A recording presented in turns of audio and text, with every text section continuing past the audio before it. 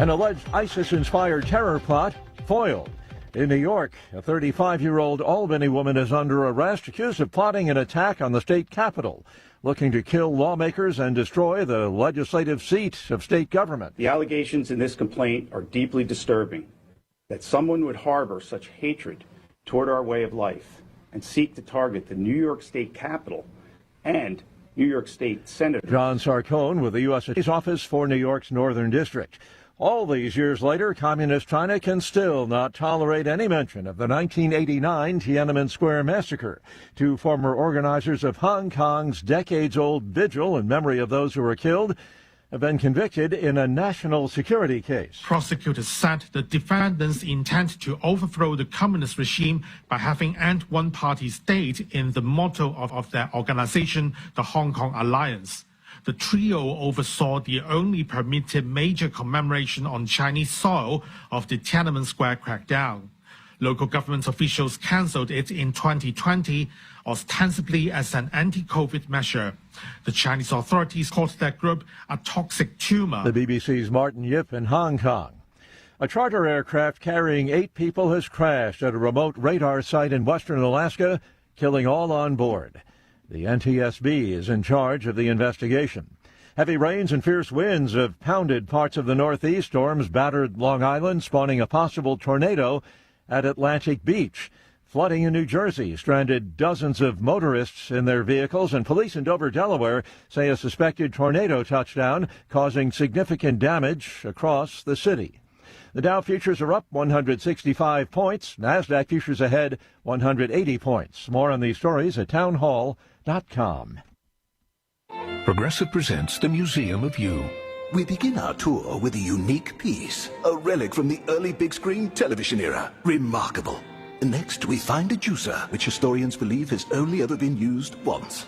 And finally, compact discs from the emo era. A rare find indeed. Some things should be history, but until then you could protect what's important to you and save by bundling your auto insurance with a renter's policy from Progressive. Progressive Casualty Insurance Company affiliates and other insurers. Not available in all states or situations. Hey, y'all, I'm Willie Robertson. And I'm Corey Robertson. We partnered with Echo. It's a new platform, not just streaming. Movies and series that are safe for your family. I love a podcast. Plus, Echo Daily Devotionals. Echo. Hey, Willie, what is Echo? Echo is my pet squirrel. Okay, now, Echo is not just faith-friendly, it is faith-driven. Be a part of something better. Echo. Echo. That's where I want to be. That's EKKL.com. Subscribe now. A growing number of states are providing tax dollars to university athletics. The need to shell out millions to draw the top athletes is straining the finances of many prosperous universities. In fact, many otherwise prosperous universities now find themselves running deficits. North Carolina and Louisiana are responding by earmarking sports betting taxes for their universities. Wisconsin has added money to its state budget for athletic costs at its flagship university, and Connecticut has created a tax credit program aimed at benefiting university athletics. Bob Agnew reporting. President Trump has voiced strong support for AI and data centers, emphasizing their economic benefit and importance in the global AI race. Candidates in competitive midterm elections, though, are far less accepting. Data centers have become a contentious issue, concerns about energy costs and environmental impact. In Ohio, Republican John Husted faces attacks over his support for data centers. News and analysis, townhall.com. President Trump travels to South Carolina today to support Senator Darlene Graham, his choice to replace her late brother, Senator Lindsey Graham. The Myrtle Beach rally comes just days before the Republican runoff. Mr. Trump's 2016 South Carolina primary victory helped him to win the GOP nomination and ultimately the White House. Well, it came from all across the globe. It's not all about short-legged speed when 150 corgis gather for an international race celebrating the little dogs. There's a costume parade, the smartest nose, and, of course, the loudest bark. The 5th corgi race Vilnius drew dogs and their owners to the Lithuanian capital's Vingis Park on Saturday for what organizers said was the biggest edition yet. There were competitors from Lithuania, Latvia, Poland, Estonia, Germany, Ukraine, the Czech Republic, the United States, and Britain. Keith Peters reporting. More on these stories at townhall.com. Washington is wasting $500 million every year on a federal supervision system that doesn't work. Probation officers are overwhelmed. Resources are going to people who pose zero threat, while actual dangerous individuals slip through the cracks. The Safer Supervision Act stops the waste and refocuses every dollar on protecting families from harm. President Trump's own pollster found about 80% of Trump voters want this fixed. It's time for Congress to get this done. Stop the waste. Protect our communities. Visit safersupervision.com. Paid for by the Reform Action Fund. I spent my career building a business, but I couldn't stand by while Washington spent money it didn't have. So I got in the fight, and I never forgot who elected me. This election is about the America we pass on to your family and mine. We inherited freedom. Now it's our turn to defend it, to strengthen it, and to leave America stronger than we found it. You shouldn't have to guess where your next senator stands. With me, you already know. I'm Ralph Norman, and I approve this message. Now more than ever, it's imperative to support companies that share our conservative values. That's why I can't be more excited to tell you that I've switched my family to Patriot Mobile. Patriot Mobile is America's only Christian conservative wireless provider. When you switch to Patriot Mobile, you shift your support away from the leftist, woke, progressive agendas of Big Mobile. Patriot Mobile's wireless service works perfectly and seamlessly as you go about your lives with exceptional nationwide coverage that uses the same towers the main carriers use. Patriot Mobile donates a portion of every dollar earned to causes you care about, to organizations that fight for religious freedom, First and Second Amendments, sanctity of life, and the needs of veterans and first responders. Patriot Mobile has plans to fit any budget, along with great discounts for our veterans and first responder heroes, as well as multi-line users. Switching is easy. Just go to patriotmobile.com/Godzilla or call their U.S.-based customer service team, 972-PATRIOT. That's 972-728-7468. Use offer code Godzilla for free activation. The Cats and Cosby Show. It's the top news of the day. People are out there saying, oh, the Iranians are never going to live by it. But let me tell you something. President Trump is going to bomb them again if they screw around. Hopefully they live up to it. And if not, the pounding's coming. We're going to do it again and again and again. The Cats and Cosby Show, weekdays 5 Eastern, 4 Central on the stations of the John Fredericks Media Network. Trump is the toughest president we ever had. Well, he's definitely the best bomber. August 17th. Big changes are coming to the John Fredericks Media Network. John Fredericks, your Godzilla of Truth, starts the day from 6 to 10. Wendy Bell follows from 10 to noon. Rob Carson staying put at noon to 3. Michael Patrick Leahy moves to 3 o'clock, followed by Katz and Cosby at 5. America's new boss for conservative talk is the John Fredericks Media Network. Wagering at its finest, playing at the highest levels, under the highest stakes for more than a decade. This is the world past the wire has conquered, bringing you uncompromised thoroughbred authority and elite track data that anchors the game. But the modern wagering landscape is expanding. Every sport, every line, every prop, and every high-leverage future, we decode the metrics across the entire board. From game day spreads to the explosive new frontier of prediction markets and event contracts, we give you intelligence to dominate the modern financial exchanges. Because in the end, it's a battle. You versus the house. You versus the other players. In this arena, we fight with you. We are your ultimate edge. Welcome to the Ultimate Wagering Network. Subscribe to Past the Wire TV and turn on notifications, because when the dust settles, nobody does it better. Saturday morning, 6 on the radio, 11 on JFMN.TV.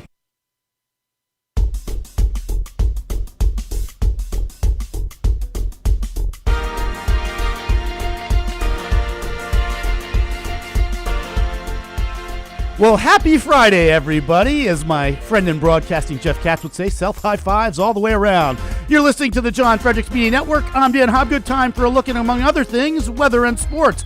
We'll start, as we always do, with where I am in the capital of the South, Richmond, Virginia, where the high today will be a seasonably mild 83 degrees. Possible showers and storms, though, this afternoon. A low tonight of 70.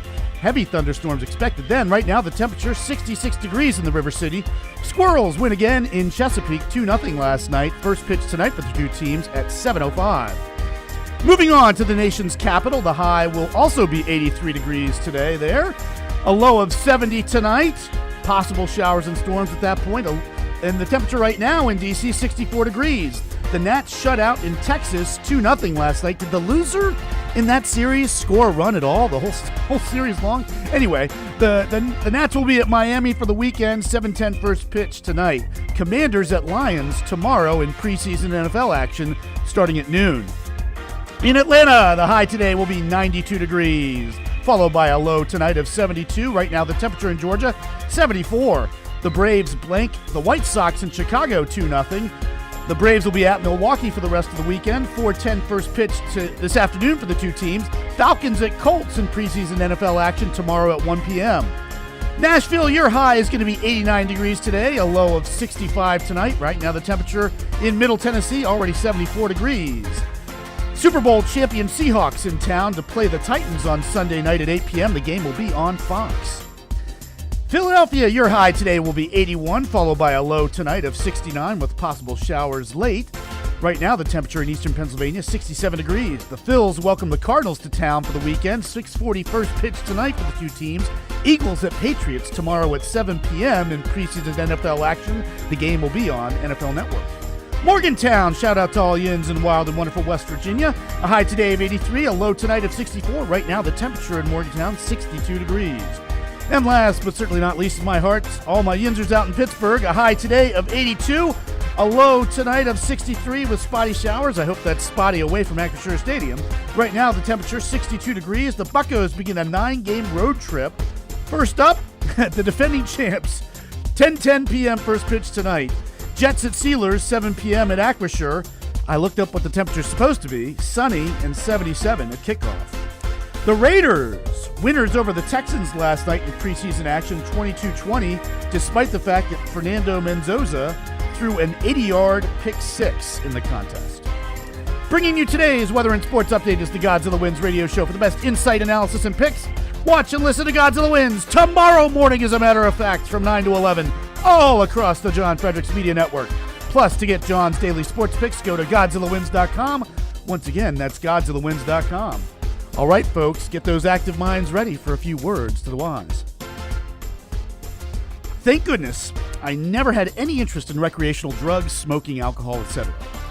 But obviously enough, many other people have, and many of those to the point that use became abuse. Over the years, I've helped a few friends get sober. Inevitably, these are folks who have gone through Alcoholics Anonymous, AA, but kept relapsing. AA is famous for its 12-step program, the first of which is a quote-unquote admission of powerlessness over alcohol, etc. Well, like AA, I have a step-by-step plan too, although mine is very short. Just a couple of steps, in fact. Step 1, never, ever, ever, ever, ever step foot anywhere near anything AA-related ever again. Step 2, realize that you abuse fill-in-the-blank substance for one reason and one reason only. You want to do so more than you want to quit.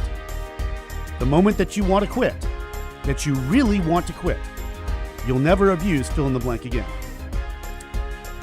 Contrary to what AA would have one believe, our minds are astonishingly powerful. Within biological limits, what a person has the will to achieve, he can. What's the old saying? When there's a will, what? That's right, there's a way. Telling yourself over and over again that you're helpless, that you're no good, that you're an incorrigible failure, that's a great recipe for disaster. And it's false. The truth is much closer to the opposite, and I suppose that's one reason why Back to the Future is one of my all-time favorite movies, if not my absolute all-time favorite movie, with the inspiring message that if you put your mind to it, you can accomplish anything. This applies most of all to your character, which is the sum of your choices. The other day when I was discussing justice, I noticed peripherally on the Getter chat that somebody wrote something to the effect of, "I'm glad that I received mercy, not justice," which made me sad. First, because the person was effectively confessing that he, for whatever reason, wasn't a good person. It also made me sad because the person clearly believes that he couldn't help but be a bad person. So not so. Especially when being a good person consists of doing what's in your long-term best interest, and the only real sin, objectively, is resorting to force against other people to stop them from acting peacefully in favor of their own judgment. Indeed, if you're a functioning human being with the power of volition, you have the power to be, as I termed it yesterday, morally perfect. It's completely up to you. you're not inherently depraved. You can be a good person, and will be, if you choose to be good to yourself and respectful of the rights of upstanding others. That's true good news, and a real message of encouragement and empowerment. Nothing has to stand in your way. As Doc Brown says in the last of the Back to the Future movies, your future hasn't been written yet. No one's has. Your future is whatever you make it, so make it a good one. Roadblocks? Where we're going, we don't have roadblocks. Until next week, folks, this has been Dan Hobgood for the John Fredericks Media Network. Outside the Box with the Ox is next, followed by The John Fredericks Show. Stay tuned, everyone. Our rocket hit the moon. Einstein Crater, 2:35 a.m. Wednesday. The 4-ton discarded rocket portion of the SpaceX Falcon 9 hit the moon at 5,400 miles an hour. A Fox Business story says it launched back in January of 2025, but it was pulled back to the lunar surface due to solar activity and gravitational forces, according to a NASA official. If God had wanted man to fly, he would have given him wings, Mr. Kid. But instead of chalking up another setback, the NASA administrator said SpaceX has recovered over 600 of their boosters and that it's infrequent to have such things happen. It's no big deal.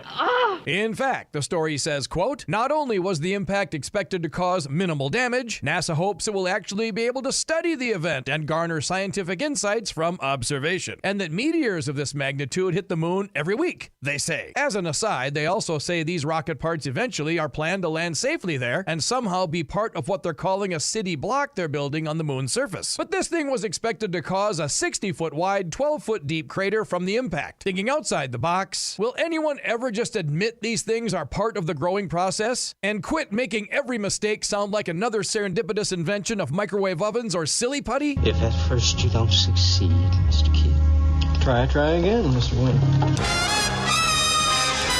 Here outside the box with the Ox in the Eastern Time Zone and now in West Virginia on the John Fredericks Media Network. John Fredericks. It is the most egregious thing I've seen in a lifetime. President Trump. The whole thing is ridiculous. When politics start getting wild. They want to have every single thing that you don't want. Raise taxes, men and women's sports. They're going to open up their border. Trump hits the speed dial. Thank you for calling in on such short notice. You came first, John. Wake up with the John Fredericks Show weekday morning, 6 Eastern, 5 Central on JFMN.TV, the massive J-Fred radio network, and all across the social. You came first, John. Thank you very much, and you do a great job.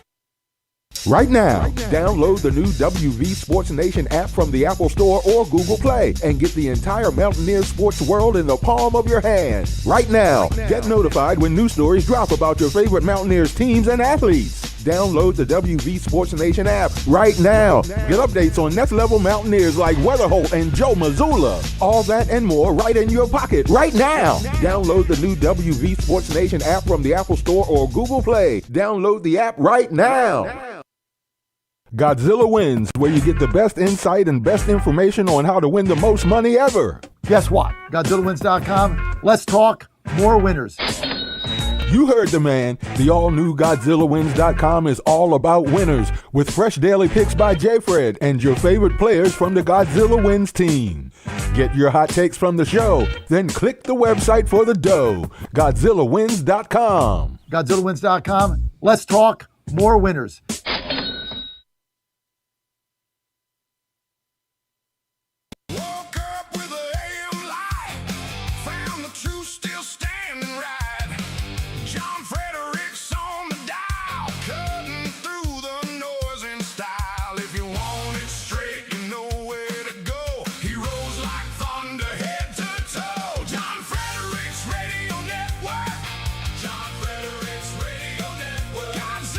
True.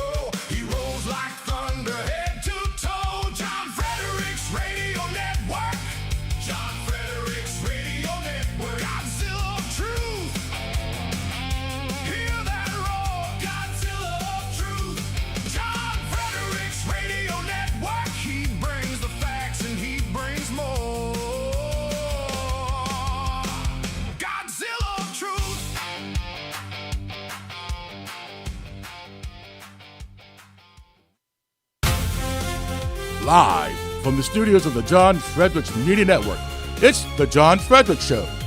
Grab yourself a cup of 1775 coffee, sit back, and get ready for the best 4 hours of talk in the universe. To be part of the show, just call our toll-free number, 888-480-5646. And now, here's the Godzilla of Truth, the Oracle of the Deplorables, the one man Chuck Norris refused to throw down with, John Fredericks. Well, I think that effectively putting President Trump on the ballot is going to be a game changer for Republicans. I think most Americans across this country look at and know the successes that the president has already accomplished. They see that the border is secure. They see that violent crime is dropping. They see that their taxes stayed low, that they had no tax on tips, no tax on Social Security, no tax on overtime, that they're keeping more money in their pocket. They're seeing that this is a president who cares deeply about this country and preserving it so that our kids and grandkids get to have the same experience and opportunities that we got to experience. And they've seen how quickly the president has turned it around after 4 disastrous, just frankly, abominable years under Joe Biden. And I think that they're going to reward Republicans for that. And I think having the president front and center in front of the American people at this convention, and by the way, on the campaign trail, he's working incredibly hard for Republicans in both the House and the Senate. I think that's going to make a huge difference. All right. We appreciate it, Congressman. Thank you for being with us. Coming up, the consequences of Biden's open borders still. TGIF. Hey, you're on the John Fredericks Media Network and all the John Fredericks radio apps all over the country. It is great to have you with us. Don't forget our new TV app. It is spanking hot, smoking hot. Just go to the App Store or Google Play, Danny boy. And all you have to do is put in jfmn.tv. Do we have any graphic for that yet, Dan, or is Tina still working on that? We have it. I'll have it by the next half hour. Oh, Dan is a little behind. That's fine. No I'm problem. a little behind. No problemo. On this Friday, it is Friday, and we're in good mood because we're going to win the fake polls. I tell you, we got another one. You know what? This is why you guys tune me in. You know how far ahead of the game I've been on this nonsense. We got a poll now in Arkansas saying that Tom Cotton's going to lose. Yes, that's right. Tom Cotton's going to get beat by some DSA unknown, and she's up by 5 points. This is now becoming laughable. Okay, we got these fake polls coming out, and it's a joke. And, of course, it's what we've been saying from the whole time, but it's kind of like they don't have anything else. They got gas and fake polls. That's what the communists have. Now you got this nutbag. I don't even download any of her clips today. You got this nutbag running around Florida, this Angie Nixon. This one's crazier. This is the craziest of them all. This is crazier than the jihadist in Michigan. She basically says that the Republican Party's objective is to kill black people. Like, that's their objective. She is going to get beat by 25 points. And the thing is, they're all celebrating her. But this is why the DSA doesn't care about winning. And they're going to take 2 seats down with her. She is going to get smoked by the incumbent there, Ashley, that was appointed by DeSantis, who is a fine young lady. She is going to win this thing by 22, 24 points. Donald is going to win in a landslide. This is trickling down. Moskowitz is gone. Wasserman Schultz is gone. This is what they're doing, but they don't care. They just want to take over the party. So that's what they're doing. And so it's fun. We got these fake polls out, one after the other, because I told you about the one yesterday, right? We got that fake poll, but now we got more of these coming out. Here's this. Oh my, we got another company that basically put another poll out. My mic's not on my tie. Thank you, Ivan. Right? I do that every day. I come in here. I'm so excited about it. These things are becoming so ridiculous. We got another fake poll out today or yesterday, and it was hilarious. It was absolutely hilarious. Basically saying, well, they don't really have the right metrics. This is the second one in 2 days. The second one, well, we really don't have the right metrics. And they closed their doors. So that's why I'm starting Godzilla polling. Go to GodzillaPolling.com when we get, Godzilla polls, right? Why do I like polling better, Dan? It rolls off the tongue. But I'll stick with Godzilla polls. When we get up, go to GodzillaPolls.com. I got a new poll out. I'm going to have a new poll out Monday. New poll out Monday, Dan. Republicans' generic ballot up by 15. Trump's approval rating, 80%. That's right. I did a poll. Now, I don't need no stinking crosstabs. Here's the poll. I polled Ann, Joe, and me. So I got a margin of error of 99%. But the three of us, you know what? It's like 100%. Or this is what I did. I asked somebody in the elevator. That's my poll. This is so ridiculous. It's another one has come out. Let's go to my graphic here because this thing's hot, Ivan. Ivan, this is hot. Forget this. We got TV programming here, 13 hours a day, 6 a.m. right until 7 p.m. Monday to Friday, starting at 8 on Saturday. Just got to download our mobile app. Ooh, nice graphic. Who did that? Tina do that? Tina did a great job. Yeah. Nice graphic, Danny. Well done, Tina. Well done. All you got to do is go to the App Store or Google Play, put in jfmn.tv, and it pops up to your, you can put it on Google if you have an Android, Google Play, or you go to the App Store, you hit JF, you get the app, you click on it, here we are live on TV. How do you beat this, right? Too much fun. Our company's growing. We're having fun, and we're going to win. Can't wait for the convention. We got a lot going on. I got the convention coming up in September 9-10, and I very much looking forward to that. Thank you, Jeff Ryer, chairman of the Virginia Republican Party, for inviting Ann and I when Patrick Mara, the chairman of my party here, which I'm an elected official in Washington, D.C., kicked us out and wouldn't let us go to the convention. Wouldn't give us a guest pass, a delegate pass, an alternate pass, even though we have to pay for these, or $1,000. He wouldn't give it to us. So therefore, we went to Jeff Ryer, who said, we would be honored to have you in. You guys have done so much for Virginia. You're in. Don't worry about it. Thank you for calling. See, that's the difference between Ryer and Mara. This is why Mara's got to go. Guy's an absolute disaster, loser. They don't want to win. There's a problem here, right? Half these Republicans you deal with don't want to win. They want to just walk around with a name plate and a badge and lose. That's what they do. Unbelievable. Hey, but you're here with me, and we're fired up. Another fake poll out yesterday gone out of business, and now they're like trying to defend themselves. They won't release the crosstabs. And these are picked up by the national media. So we had two now in 2 days, another fake one. Unbelievable.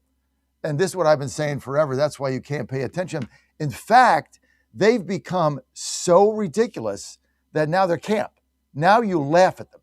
Now they're a punchline. Okay? I hope that over time now I convinced everybody to stop the panicking mode over these ridiculous fake polls that have no metrics and are put out to change a narrative and to suppress vote. That's why they're put out. Now let's get to Pennsylvania and the special election in Butler, which is a Republican district, hasn't had a Democrat there in, 1,000 years since its inception. That's where President Trump was almost assassinated. And a Democrat wins there by 90 votes. And this is the second. Now, what does it mean? Nothing. Okay. In reality, it doesn't mean anything. And it doesn't mean anything because at the end of the day, we're going to win that seat back in November. But here's what it does mean. And another thing I've told you over and over. Okay. This is the second special election in a row in a Trump 20 district that the Republicans have got beat in Pennsylvania. Right? This is because the chairman of the party, great guy, right? Greg Roth is a state senator and he's got a job and now he's trying to be chairman. And so as a result of that, there is no chairman. Elected officials serving should not be chairman of parties. They don't have the time. Now, this is the second one that Greg has lost in a row. And I don't care what the excuses are, right? And again, they get beat on what? Mail-in ballots, early voting, because they don't do the work. right? Because they don't do anything. Now, are we going to win that seat back in November? Yes, win it back big, but it doesn't matter, right? You got to get your act together, Greg. You got to get this stuff done. We'll be talking about it Monday on the Pennsylvania Posse. Anyway, download my app, jfmn.tv, jfmn.tv. I'm bringing you live TV programming on conservative talk and sports Monday to Friday, 6 a.m. to 7 p.m. Who would have ever thought? So we're fired up about that. And, of course, don't forget to follow me on social media at JF Radio Show, at JF Radio Show, and you are good to go. So where are we in this election? Okay. I'm very much looking forward to this convention because I think it's going to jumpstart everything. Now, a couple of things. We're traveling Monday. What's that? The 24th, Dan? Dan and I are going to, where are we going, Dan? Rock Hill. South Carolina. Yeah, Rock Hill, South Carolina. We'll be covering the Northam campaign. Norman campaign. I know. I make that mistake too, trust me. We'll say the same thing. And President Trump going to Myrtle Beach tonight. And I'm sorry, Mr. President, but your candidate's going to lose. Sorry. And I back him in almost everything he does, but not here. I can't take the Darlene Graham, the next Amy Coney Barrett. I've had enough of that. Norma's going to win this race. We're going to be there. We're going to have a special election night show on Tuesday night. We're going to be doing our show Tuesday from Rock Hill. And we got Ralph Norman on today at 8:30. So great lineup today for everybody. Got Jenny Beth Martin. We've got Virginia Gang is back. We got Saxman's coming. We got George Allen. We got Joe Morrissey. We got, I think your dad's on. I saw that, right? I think Jim Hobgood's on. Yep. Jim Hobgood will be on the Virginia Gang. Yeah, so it's all good. You're on the John Fredericks Media Network. No fake polls here. But wait till I launch GodzillaPolls.com. I can't wait. We're going to have so many good polls out there, GodzillaPolls.com. My polling metrics are people in the elevator and on the metro. That's going to be my baseline. That's my metrics. That's my crosstabs.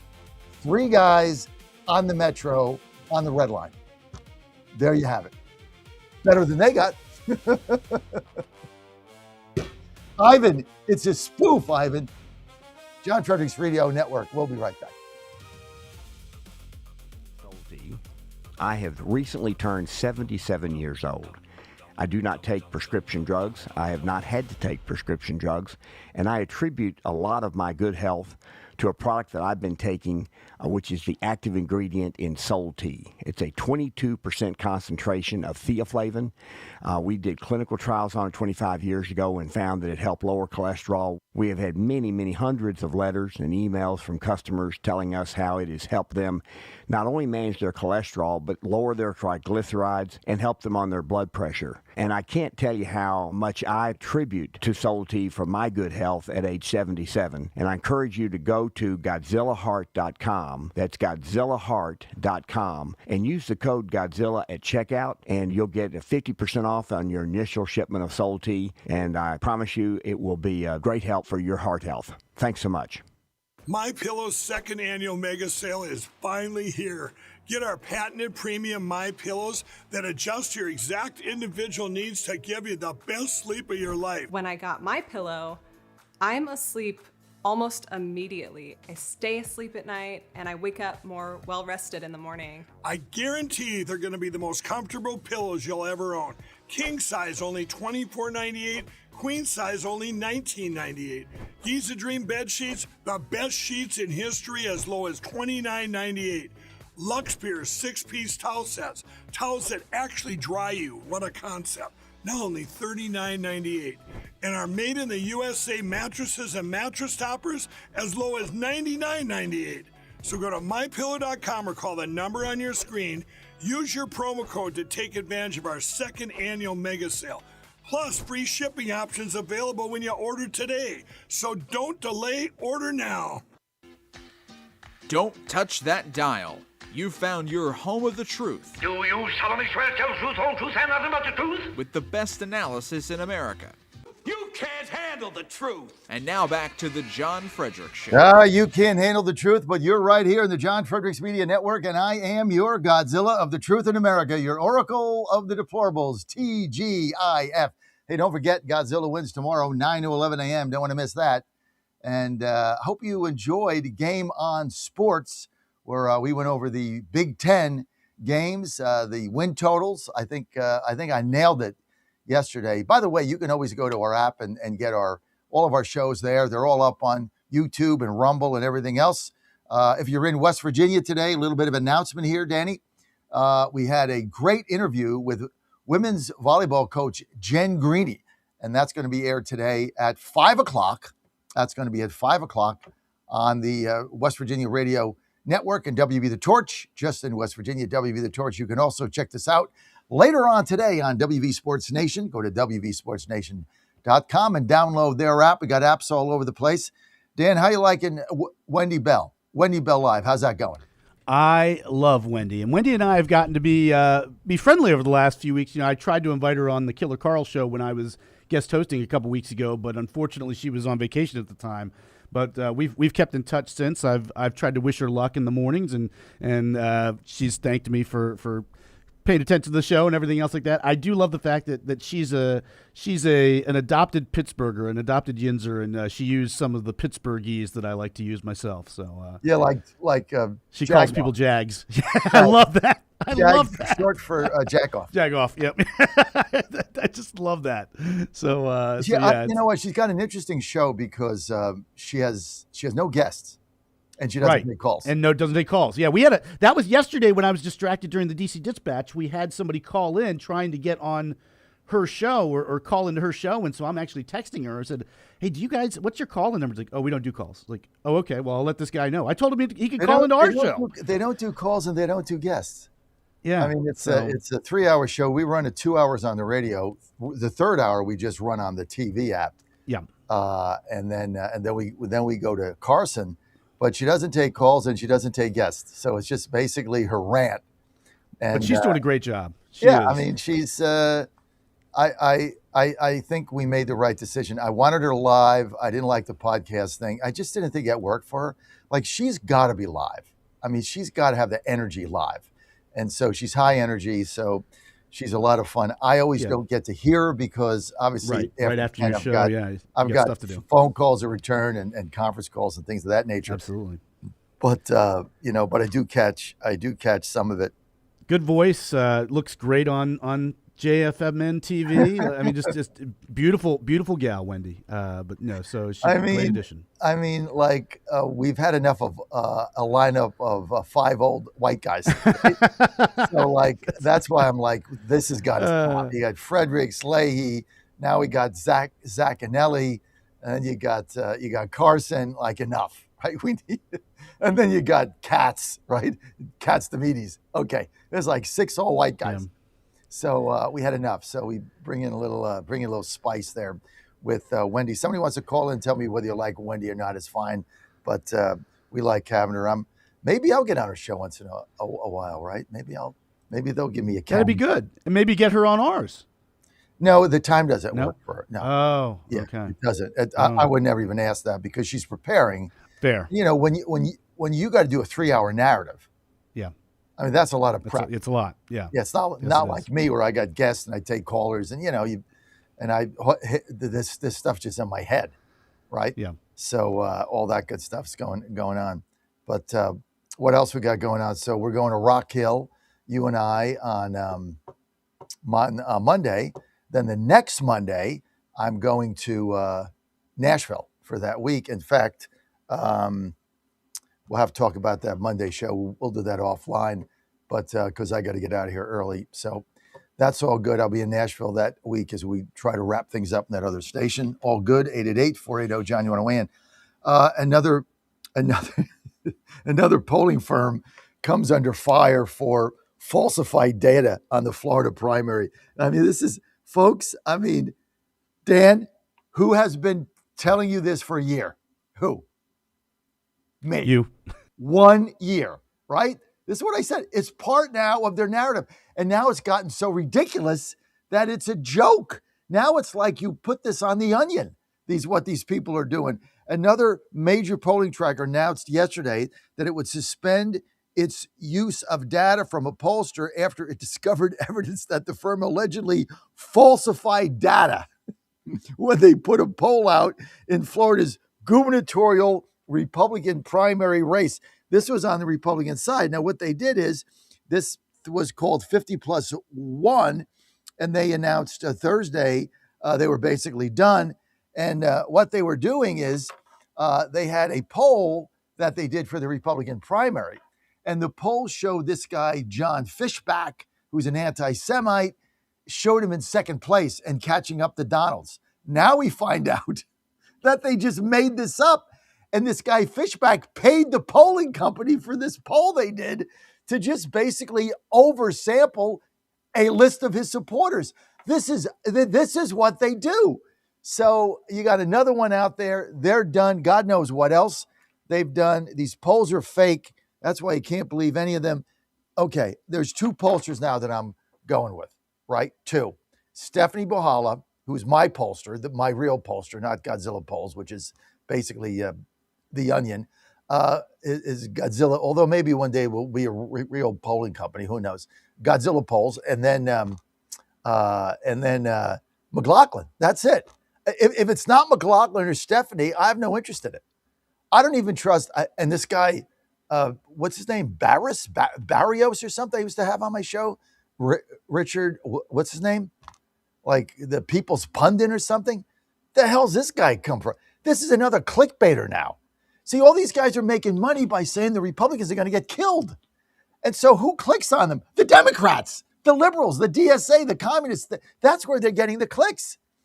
This whole thing is, the whole media landscape, Dan, is turned into such a joke. It's such a scam. A to Z, all of it is ridiculous. And so all sides. And so that's why we get up every day in such a good mood. We're so happy because we get to tell you the truth every day. We don't have to manipulate anything. We don't have to skew anything. We're just truth and clarity right here. This is why our show is so much fun and our network's a blast, because we don't have to do any of that. Imagine getting up every day and you got to like manipulate stuff and figure out how to fool people and how to get clicks. Do you imagine that? What kind of a life is that? That's no fun. Think I'd be doing, if I had to do that, I'd retire Saturday. There's no way I'd do that. But here's another polling company, Kapoof. And then they're saying that we accept responsibility for both the disclosure failure and the methodological error. You took money from the candidate to skew a poll. We regret the fact that we failed to disclose it. This poll showing John Fishback in second place has been paid for and authorized by the Fishback campaign. Oh, we simply forgot to say that. We apologize for that. Oh, and also we didn't give you our crosstabs because basically the crosstabs were Fishback supporters. He gave us an email list. I mean, are you kidding me? Now he got a poll in Arkansas saying that Tom Cotton's down by 5. I mean, it's so funny. Anyway, enjoy it while you can. Convention's coming, and we're gonna have a lot of fun. Trump's gonna be there. I was going to Myrtle Beach tonight. Okay, that's embarrassing. I just gotta be honest with you guys. Like, that's embarrassing. That's embarrassing. Really ridiculous. That he's campaigning for this lady that can't answer basic questions, that has no business being in the U.S. Senate. And Norman is going to win this race. You know, on Kalshi, right, he started at 14 cents, which is 6.5, 7 to 1 odds, 7.5 to 1 odds. And now he's at 35 cents. So now it went from 7.5 to 1 to 3 to 1. Norman's going to win this race. Okay, it's a great day today and a great day in America when I can get on my great friend Susie Kelly from Ponderful Moments. And you can follow Susie by going to passionatelycatholic.org. That's passionatelycatholic.org. Susie, it's great to have you with us this morning. Thank you for joining us bright and early. Thank you. We don't have your audio. Let's get Susie's audio up. Dan, Susie, I don't know if you can unmute yourself on your end. I don't know if. Let's see. Let's get Susie's audio up there. Yeah. While we wait for her to get her audio up, do you want to take a call? Yeah. Leonard in Georgia, line 2. Leonard, go. Great Friday, but I love Susie Kelly. I love her technique. You know, the one she describes aggressive drivers, and that describes how you are. That always tickles me because I see it every day. But Wendy Bell, she's a firecracker. I love her energy. She said yesterday, some stupid Democrat, she wanted to punch him in the throat and throw him downstairs. I was laughing for an hour. But one more point before you get Susie on. You were talking about polls. The Democrats use the superdelegate technique. For example, turtles. I hate turtles. I got welfare turtles in my lake. They eat my fish food, so I don't like turtles. But you can use my one response and give me the superdelegate status like the Democrats. And Leonard says, I'm equivalent to 10,000 people. Remember the superdelegate that the Democrats always use. So that's basically what I wanted to use, John. I love Susie. I love Wendy. Dan's doing a great job, and Good Friday. Let's go. Okay, well, I love turtles. Get on the turtle train, baby. Let's go. Turtles. Get on your turtle train. Welfare turtles. They eat all my fish food. Get on the turtles train. Women's soccer, Maryland won yesterday. Big victory, 2-1 over my alma mater, Fairleigh Dickinson. And speaking of women's soccer, huge upset. West Virginia University women's soccer team, ranked number 23, beat at home Penn State, who was ranked number 22. Only second or third time in history they beat a top 20 ranked or top 25 ranked team. So and we're going to have Coach Nikki Brown on. She's going to be with us on Monday. So on WV Sports Nation. Did we get Susie's audio? Dan? She is still muted on her end somehow. All right, no worries. Do you have her number to help her? I don't know if I do. Yeah, if you send, we're going to keep that. Now. When I send you these numbers, you put these in your phone, right? Yes, I do. Yep. Because that way you put them in, and then after about a 2-year period, you'll have them all. Exactly. So I'm going to have to multitask here for 1 second. People, bear with me while I send Dan her contact information. Done. Okay, excellent. Let's get to who we got here. John, Jersey. John, go. Hey, Johnny. How you doing? I'm so happy you're bringing up all these crazy polls. I mean, there's obviously something going on because they're always in favor of Democrats. They're always insanely, ridiculous on their face. I guess this industry just wants to, blow itself out of the water. But I mean, it's as if, something's up. You know what I mean? Somebody obviously paid for all these companies to put out all this nonsense. It's just because you're seeing a flood of it. But I'm glad you're drawing attention to it because you see it and they're laughable at this point. So the reason I'm calling, I have a question for you. You are the Godzilla of truth. You're like the one place I can always come to when I'm scratching my head. So we have Trump. It's been a little bit frustrating lately, but, like I said, I'm more positive about the midterms than the majority of the Americans out there because I like our chances against the Democrats.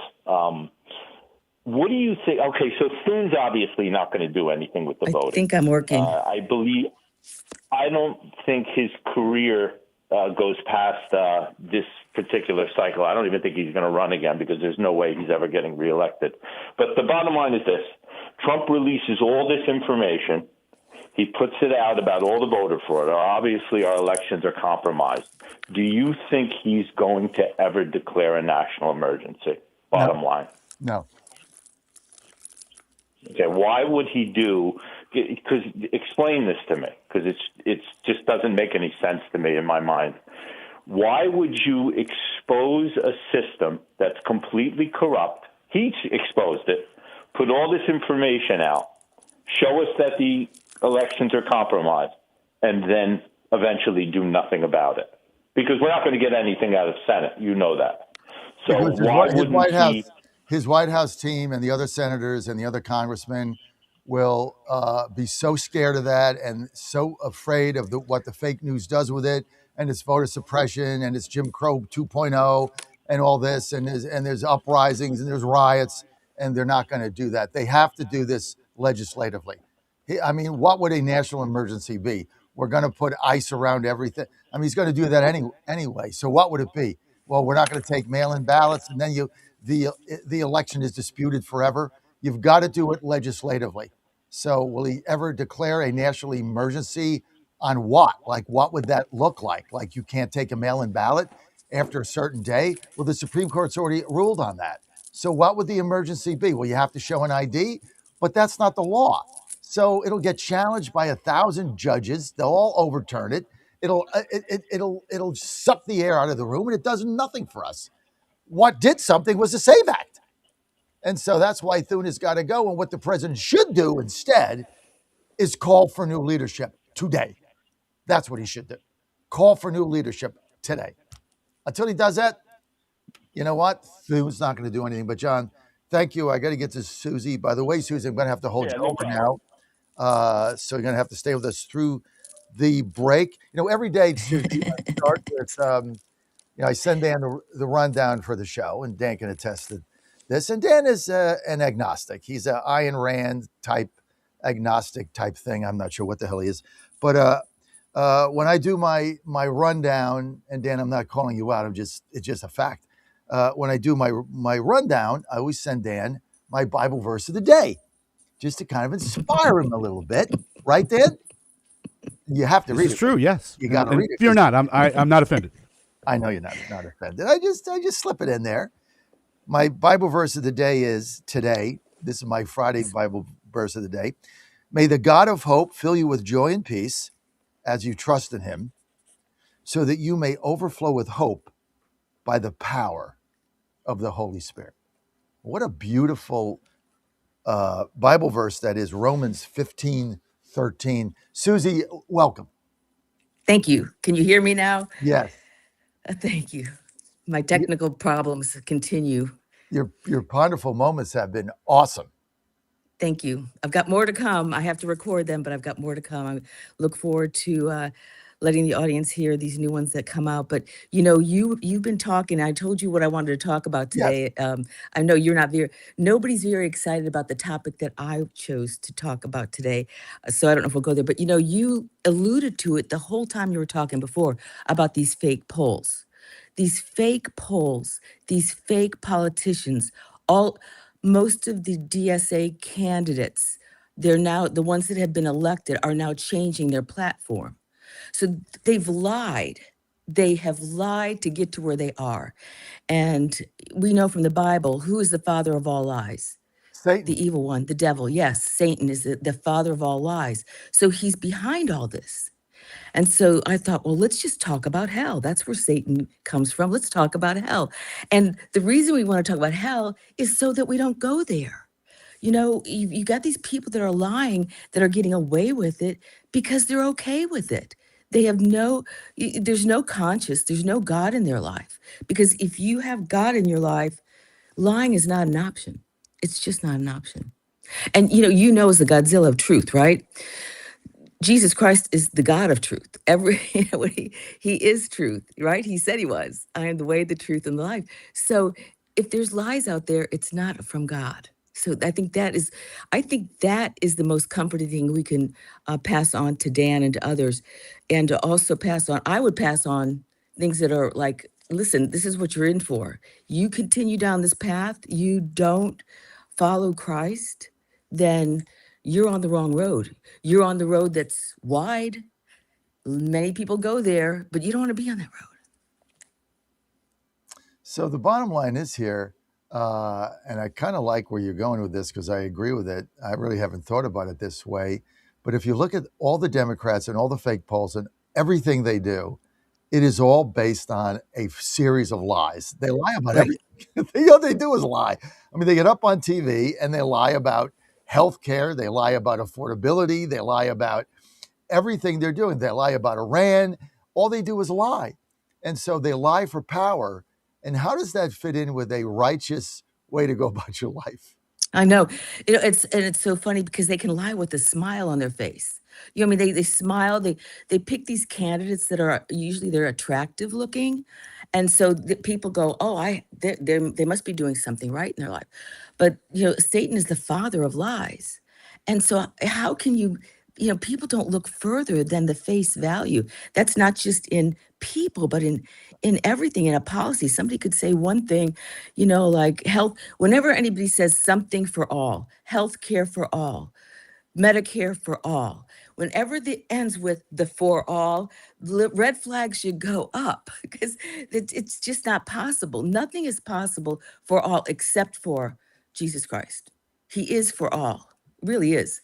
So if they say Jesus Christ for all, and I never heard anyone say that, but if they do that, then I would say, yep, you can believe them. What do you think of how much time I got? I got a couple of minutes, and then we're going to have to hold you through the break. What do you think of these jihadists, these Muslim jihadists running and winning these primaries all over the place? Well, you see the chaos in the cities where they're running. I mean, most of the time there's chaos. There's, you know, I've seen different things where people are looting and carrying on in the streets. All of that is the evil one present here on earth. And they are just, they're standing in on behalf of Satan. And we have to stop that. And like I said, they pick these candidates that talk a good talk, sounds good, they smile, they look good, but inside it's pure evil. And it's contrary to what our country is founded on. You know, we were founded on basically on God. You know, we were. And for freedom to express that, but not freedom to be jihadist. And you know, this is where this country has grown to. So we have to really get out there. When all we the get Christians back, need to get out there. Tell us what the Muslims are trying to do here. Just tell us when we get back, what are they trying to do? Right? Do they want to come and assimilate? Or, you know, you go down Dearborn, they're blasting their prayer over the speakers at 12 o'clock. Do they want to assimilate, or they just want to take over and go to Sharia law? And I'm asking a serious question for Susie Kelly when we get back. Passionately Catholic, go to Catholic Passion Ministries. Catholic Passion Ministries, go to passionatelycatholic.org. We're going to be right back.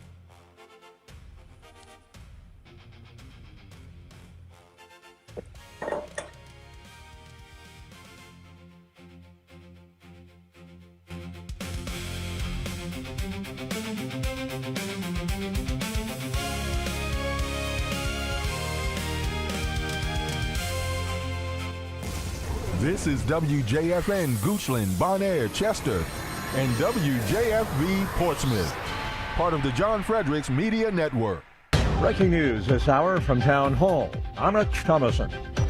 Investigators say the woman arrested in an alleged ISIS terror plot in New York bought bomb-making materials and planned to attack the state capitol at Albany. As alleged in the complaint, Miss Bowie swore her allegiance to ISIS through multiple audio recordings in both English and Arabic. She clearly stated her desire to carry out an attack at the New York State Capitol. John Sarcone with the U.S. Attorney's Office for New York's Northern District. In her own words, as alleged in the criminal complaint, she said, quote, "I want to destroy as much of the building as possible and kill the senators while they are meeting. I want them to lose a lot of important documents." The suspect, 35-year-old Jessica Bowie of Albany, allegedly visited the Capitol complex multiple times, scoping out the place, taking photos.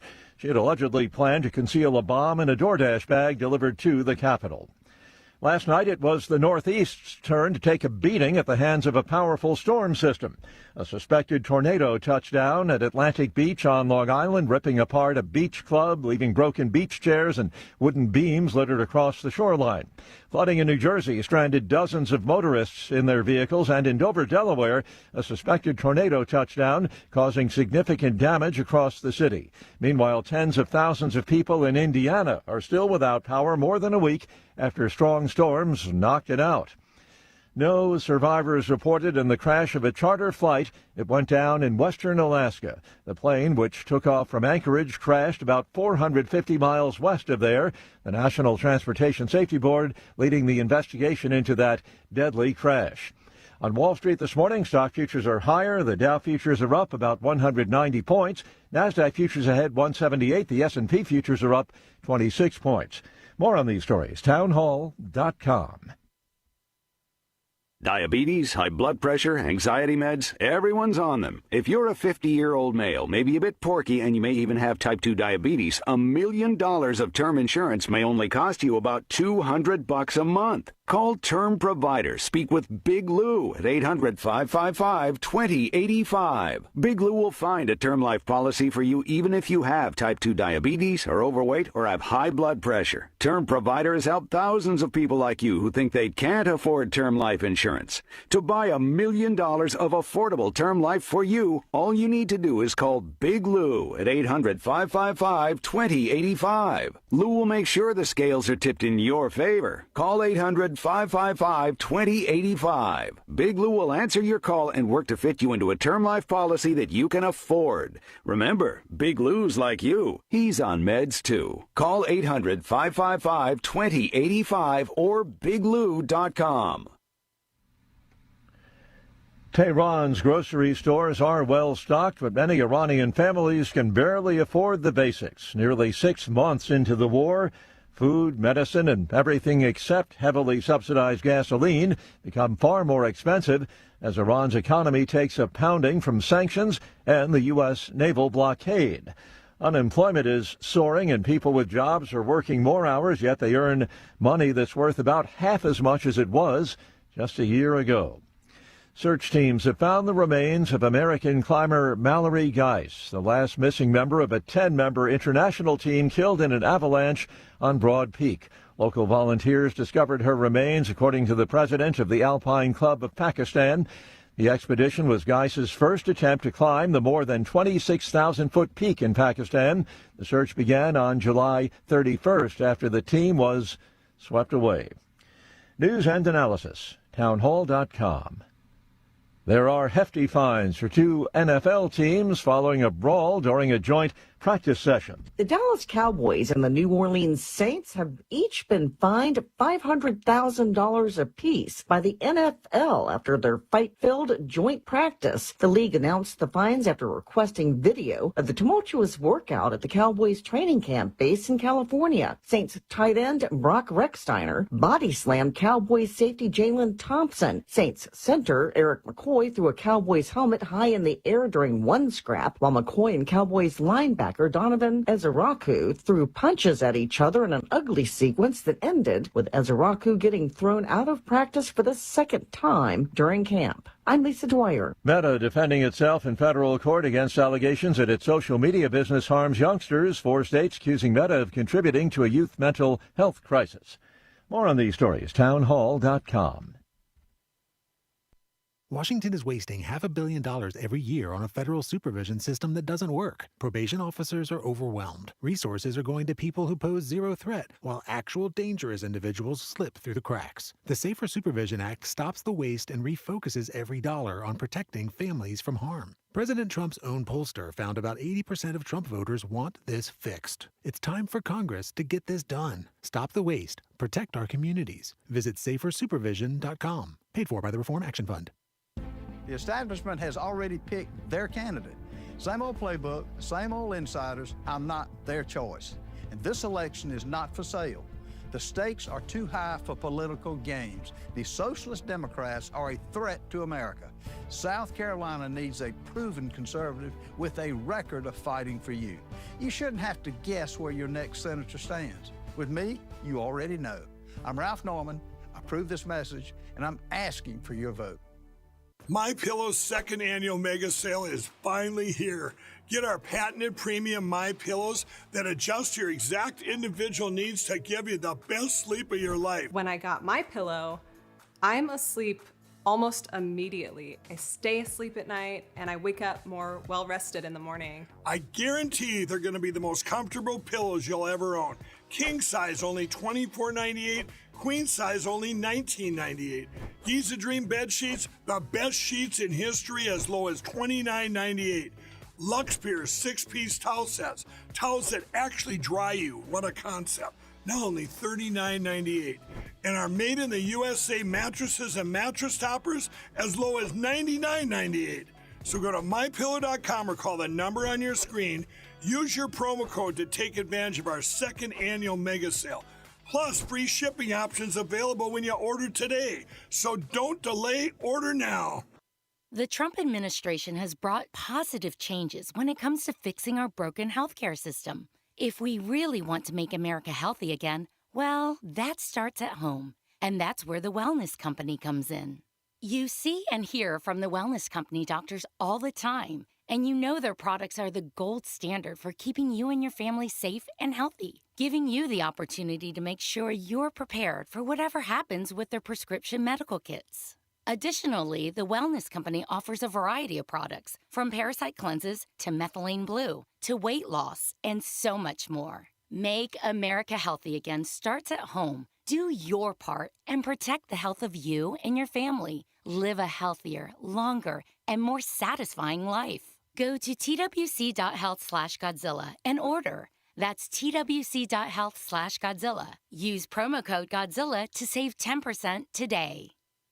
Now more than ever, it's imperative to support companies that share our conservative values. That's why I can't be more excited to tell you that I've switched my family to Patriot Mobile. Patriot Mobile is America's only Christian conservative wireless provider. When you switch to Patriot Mobile, you shift your support away from the leftist, woke, progressive agendas of Big Mobile. Patriot Mobile's wireless service works perfectly and seamlessly as you go about your lives with exceptional nationwide coverage that uses the same towers the main carriers use. Patriot Mobile donates a portion of every dollar earned to causes you care about, to organizations that fight for religious freedom, First and Second Amendments, sanctity of life, and the needs of veterans and first responders. Patriot Mobile has plans to fit any budget, along with great discounts for our veterans and first responder heroes, as well as multi-line users. Switching is easy. Just go to patriotmobile.com/Godzilla or call their U.S.-based customer service team, 972-PATRIOT. That's 972-728-7468. Use offer code Godzilla for free activation.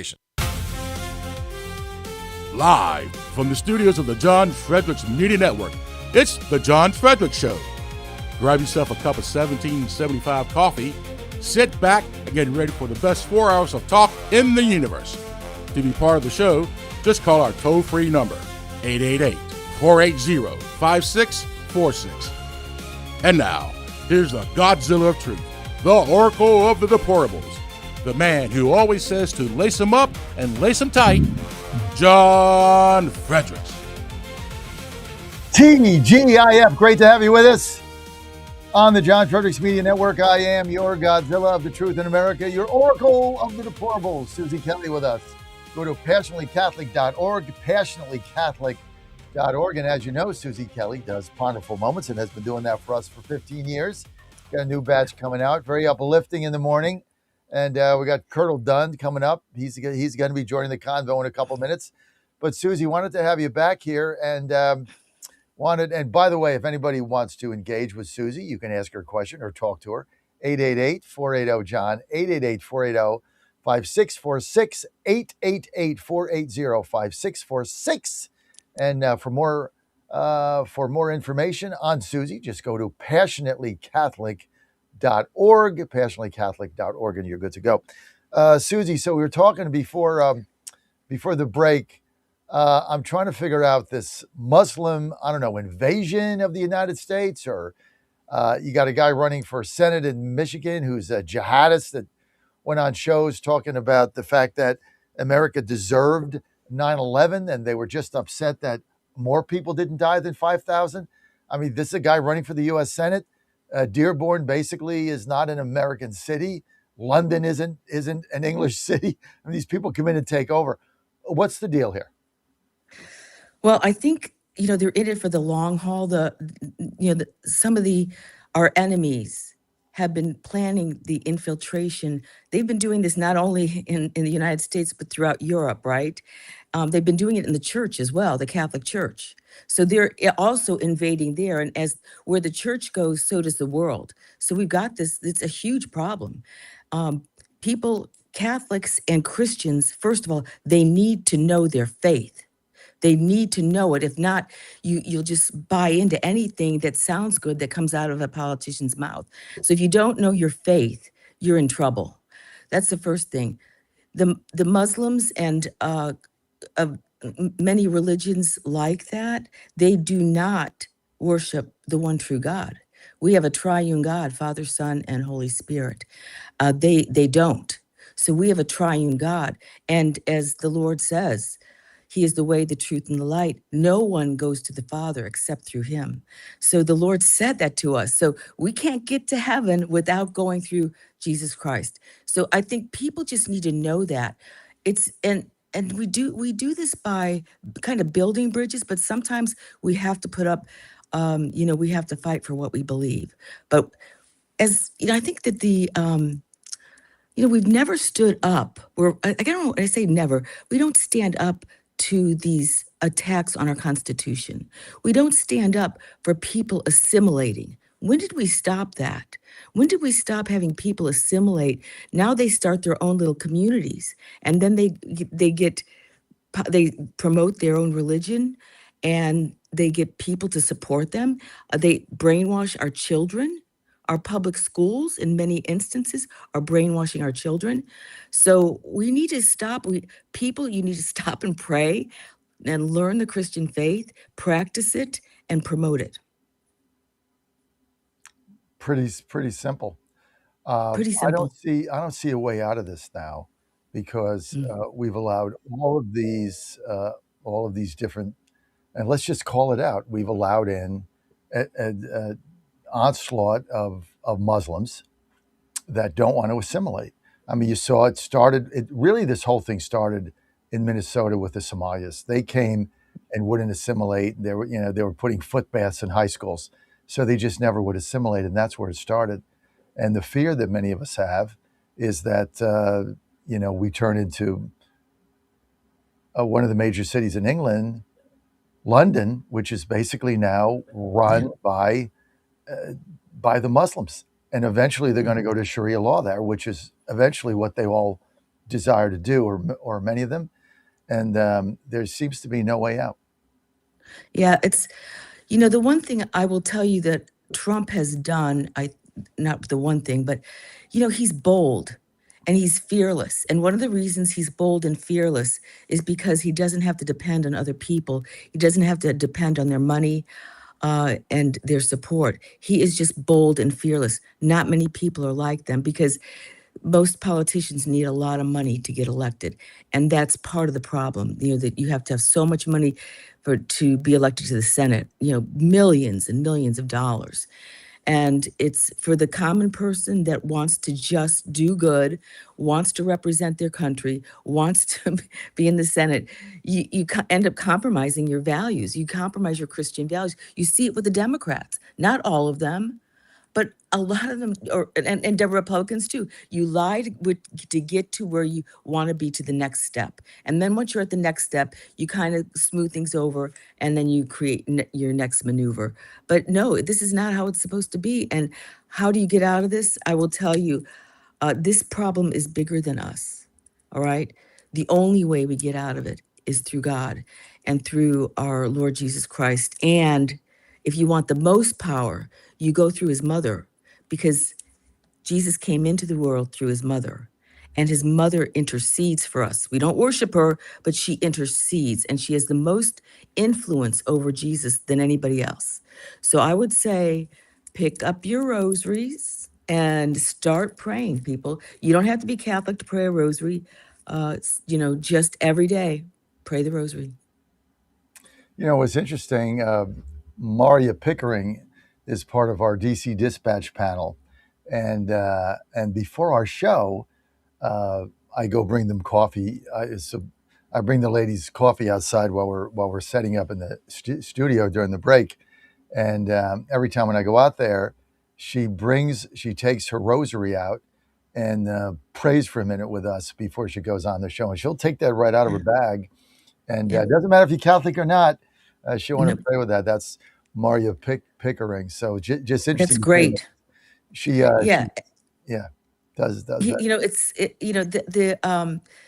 we've kind of separated ourselves as Christians. You know, the Catholic faith is the one that was established by Jesus Christ, right? Right. So the other Christian religions are kind of spin-offs. Now, I'm not saying the Catholic Church is perfect because we've had a couple popes now that are a little bit I'll say that have veered off the Catholic range a little Woke bit. Pope. Yeah. So we have to pray for them as well. But that's why we have to know our faith. And going to the rosary is really how we win hearts and win people over. Our Lady, Mary, has had apparitions on earth, right? I guess the most well known is like Fatima and Lourdes and Guadalupe. And when she comes, generally speaking, she says, pray the rosary, pray the rosary. She will triumph over evil.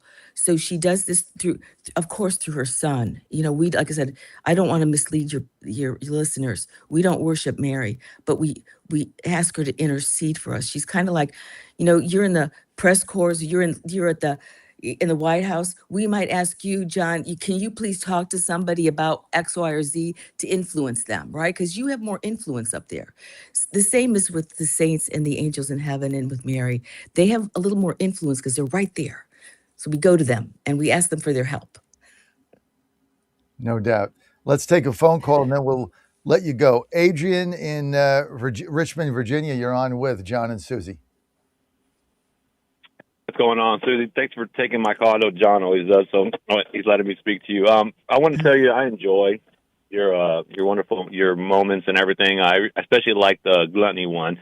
I never considered too much TV.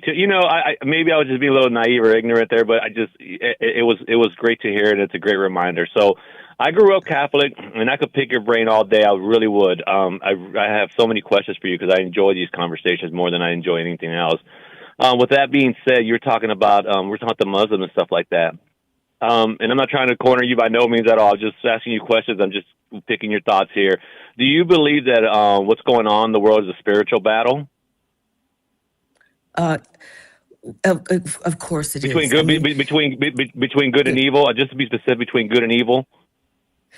Absolutely, but it's not like the first time. Like this isn't like the first time. It's been going on just about since the beginning of time, right? We've always got this the battle between good and evil. So if you want to be on the side of good, you have to do good. You have to pray. You have to, and I hope that you will look at coming back to the faith, because there's nowhere else on earth where you can receive Jesus Christ, body, blood, soul, and divinity than in the Catholic Church, in the Holy Eucharist.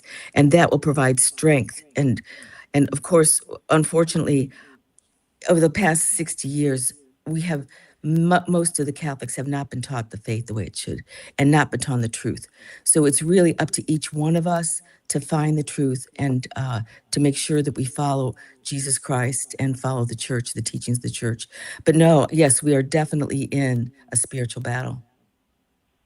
That was a lot there. No, I'm just saying. I understand because I don't want to waste a lot of your time when trying to get these questions out.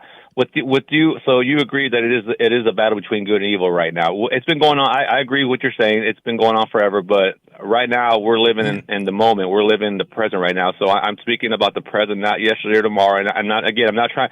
And the reason I'm asking these questions, you understand where I'm coming from, is that, I hear all these, and John has them on there, his friends, and I have friends as well. I'm not just throwing John, John knows I wouldn't throw him like that under the bus, but we have, Democrats that come in here, or independent and such, that call themselves, they believe in God and such, but you never hear Democrats talk about God anymore.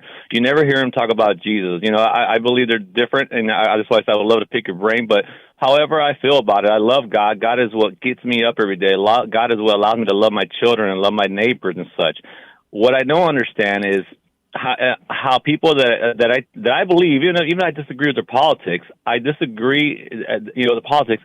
I'm just flabbergasted how they consider themselves to love God, believe in God, but they see evil and they're okay with it, or they're afraid to face it or comment on it because they don't want to be called racist, or they don't want to be called, a misogynist, or so and so shouldn't be in.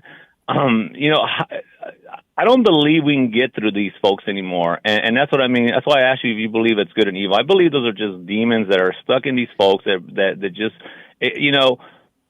it just wasn't. It just won't go through. I mean, I have a aunt who I love who pretty much raised me every summer until I was about 14 years old. So I consider her, she's very dear to me. But for the life of me, she just doesn't see that these Muslims, and I'm not trying to pick on the Muslims, but the people that are coming to this country and coming to other countries, Christian countries, Catholic countries, however you want to phrase it, who love God first and foremost, and they're coming in and change it, and they're battling it, and they just don't see it, or they just don't want to see it, or I don't know. And that's why I ask you, do you believe it's happening now, like exactly now, and such? Just so you know where I'm coming from. I apologize. I really been dying to talk to you, but go ahead, ma'am. Okay. No, thank you for that. No, I hear what you're saying. And yes, it is going on right now. It is. But let me just say this. God put us here at this time in this place in history. We have been put here and we are called to do what he wants us to do today in the state he's put us in. So for example, if you're a married man, you are called to be chaste to your spouse. We're all called to chastity, but you're called to be faithful to your spouse. If you're single, you're called to chastity. The little things that God has said we must do. If we all followed the will of God every day in our own lives, we can correct this problem. We don't have to be we don't have to be elected. We just need to raise our children, our families, and just be God-fearing people. You don't even have to talk about it. You just have to live it. If you live the Lord, if the Lord is in you, you will live him. And you have to do that. So you do that through, prayer and knowing your faith. No doubt, Adrian. Thank you. Cheryl in Ohio, you're on with John and Susie Kelly. Go ahead, Cheryl. Good morning. I want to touch where with all the individuals, certain individuals that run our country, and they lie and believe the lies, okay? But God the Father knows all, sees all, and at the end of the day, every knee shall bow and every tongue shall confess that Jesus Christ is Lord. Satan is the father of all lies, and the truth always offends a lie. So yes, we need to stand on our faith, tell people about Jesus every day. Whoever we run into, tell them about Jesus. I have been a believer in Jesus Christ. He's been in my heart for 45 years, and I was born of Jewish parents. I love Jesus, and the truth will set people free. But unfortunately, we have so much, it's so diabolical and nefarious when we have governors that will say it's okay to murder a full-term baby in the womb. We all have to stand before God and answer for our wrongdoings. Thank you very, very much for sharing this. We are living in very perilous times. Therefore, we all are called to get into our prayer closets and be prayer warriors. And start praying. Thank you, Cheryl. We agree with you 100%. It's interesting, Susie. I go out a lot with, clients and friends and things like that, and go to lunch, go to dinner. And I always did it again last night when I was with an event last night with some of my friends. Before the meal comes, I'll say, do you mind if we bow our heads? And nobody ever objects, right? Who's going to say no? Right. I mean, they just do it. And it gives me a full minute to, say a prayer over our food. And I'll always put my hand out if the other person would like to hold it. I don't ask for it, but it's there. But it's interesting when I do that, you can tell the people that aren't accustomed to that. But so many people always say to me, "Oh, thank you for doing that. That was just so nice."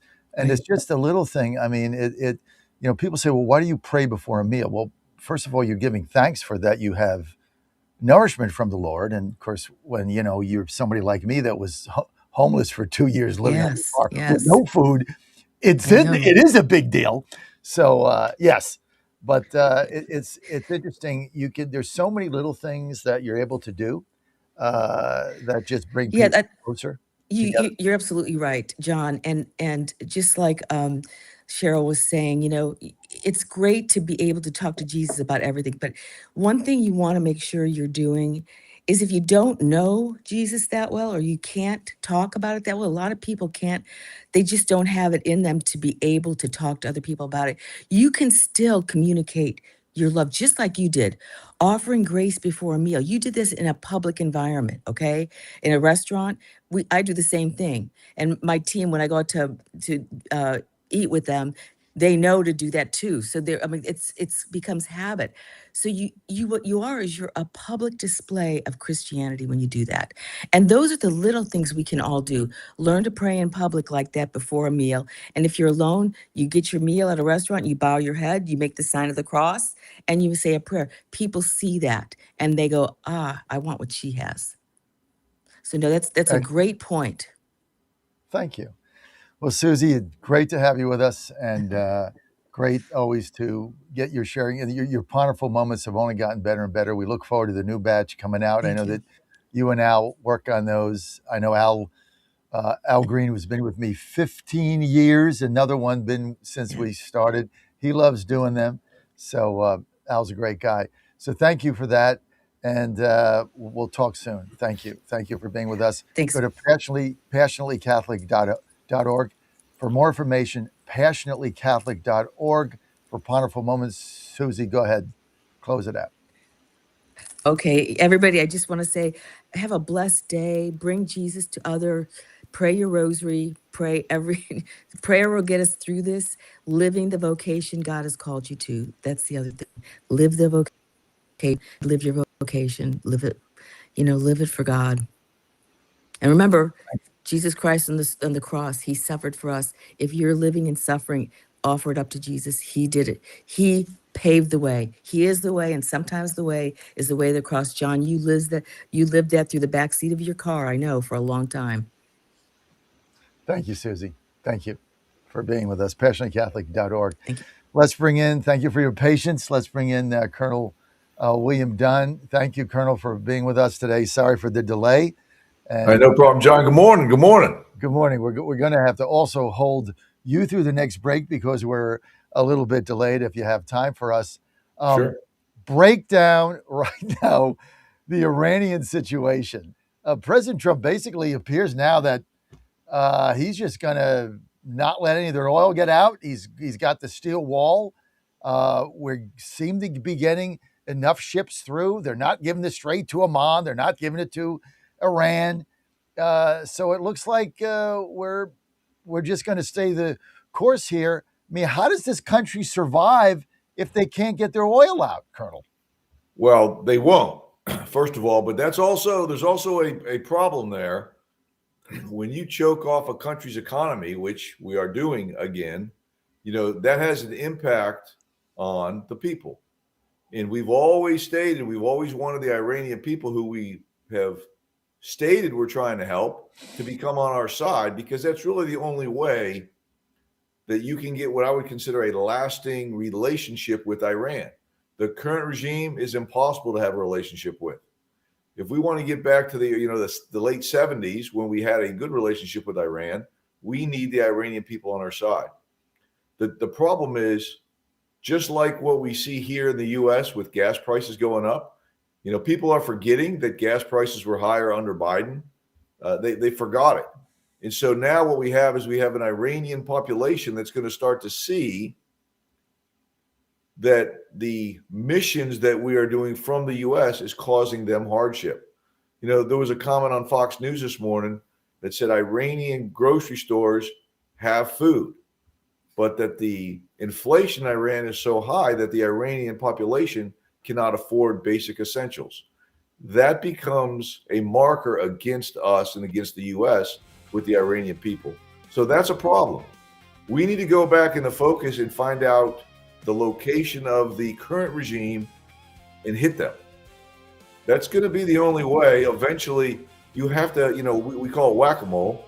You have to whack enough moles to where you finally get someone that realizes that this is an untenable situation and they want to come to the table, legitimately come to the table. You know, they've been coming to the table for months, but it's all fake. Colonel, stay with us through the break. Let me just tell you this.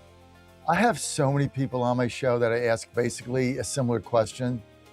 You're the first one that just gives a straight answer. I mean, that's a plan. Find them, kill them.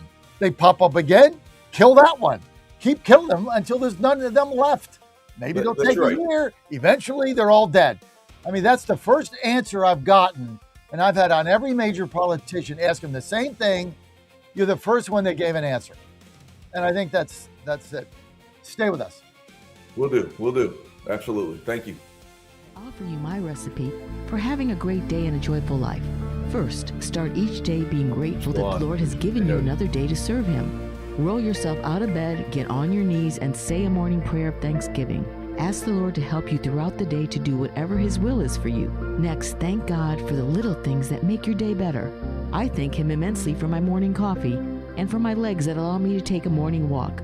I pray for those who cannot walk because of age, injury, or disability. Throughout the rest of the day, I am grateful for the people God has placed in my life. I thank Him for those who love me, and I pray especially for those who do not love me.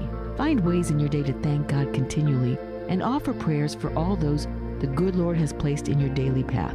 I'm Susie Kelly, and I am passionately Catholic.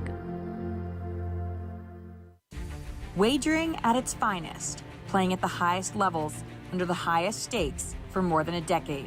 This is the world Past the Wire has conquered, bringing you uncompromised thoroughbred authority and elite track data that anchors the game. But the modern wagering landscape is expanding.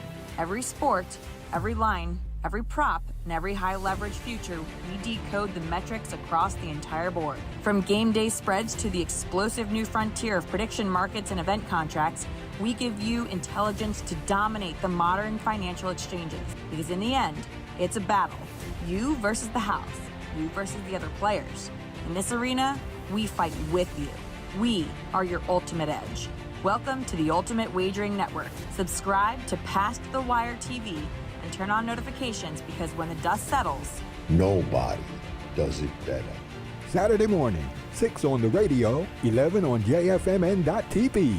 Now more than ever, it's imperative to support companies that share our conservative values. That's why I can't be more excited to tell you that I've switched my family to Patriot Mobile. Patriot Mobile is America's only Christian conservative wireless provider. When you switch to Patriot Mobile, you shift your support away from the leftist, woke, progressive agendas of Big Mobile. Patriot Mobile's wireless service works perfectly and seamlessly as you go about your lives with exceptional nationwide coverage that uses the same towers the main carriers use. Patriot Mobile donates a portion of every dollar earned to causes you care about, to organizations that fight for religious freedom, First and Second Amendments, sanctity of life, and the needs of veterans and first responders. Patriot Mobile has plans to fit any budget, along with great discounts for our veterans and first responder heroes, as well as multi-line users. Switching is easy. Just go to patriotmobile.com/Godzilla or call their U.S.-based customer service team, 972-PATRIOT. That's 972-728-7468. Use offer code Godzilla for free activation. And they're off. This summer, the Thunder returns to Colonial Downs Racetrack. Live thoroughbred racing June 25th through September 7th. Feel the excitement. Hear the roar of the crowd. Experience Virginia's premier horse racing destination every Thursday through Sunday all summer long. Bring the whole family for Family Fun Sundays, packed with activities for all ages. Parking? Free. General admission? Free. Memories? Priceless. Make Colonial Downs Racetrack your new summer fun time tradition. Get tickets and race day info now at colonialdowns.com. Washington is wasting $500 million every year on a federal supervision system that doesn't work. Probation officers are overwhelmed. Resources are going to people who pose zero threat, while actual dangerous individuals slip through the cracks. The Safer Supervision Act stops the waste and refocuses every dollar on protecting families from harm. President Trump's own pollster found about 80% of Trump voters want this fixed. It's time for Congress to get this done. Stop the waste. Protect our communities. Visit safersupervision.com. Paid for by the Reform Action Fund. I would rather play with 10 people and just get penalized all the way until we got to do something else, rather than play with 11 when I know that right now that person is not sold out to be a part of this team. It is more about them than it is about the team. I cannot play with them. cannot win with them, cannot coach with them, can't do it. Don't touch that dial. You've found your home of the truth. Do you solemnly swear to tell the truth, whole truth, and nothing but the truth? With the best analysis in America. You can't handle the truth. And now back to the John Fredericks Show.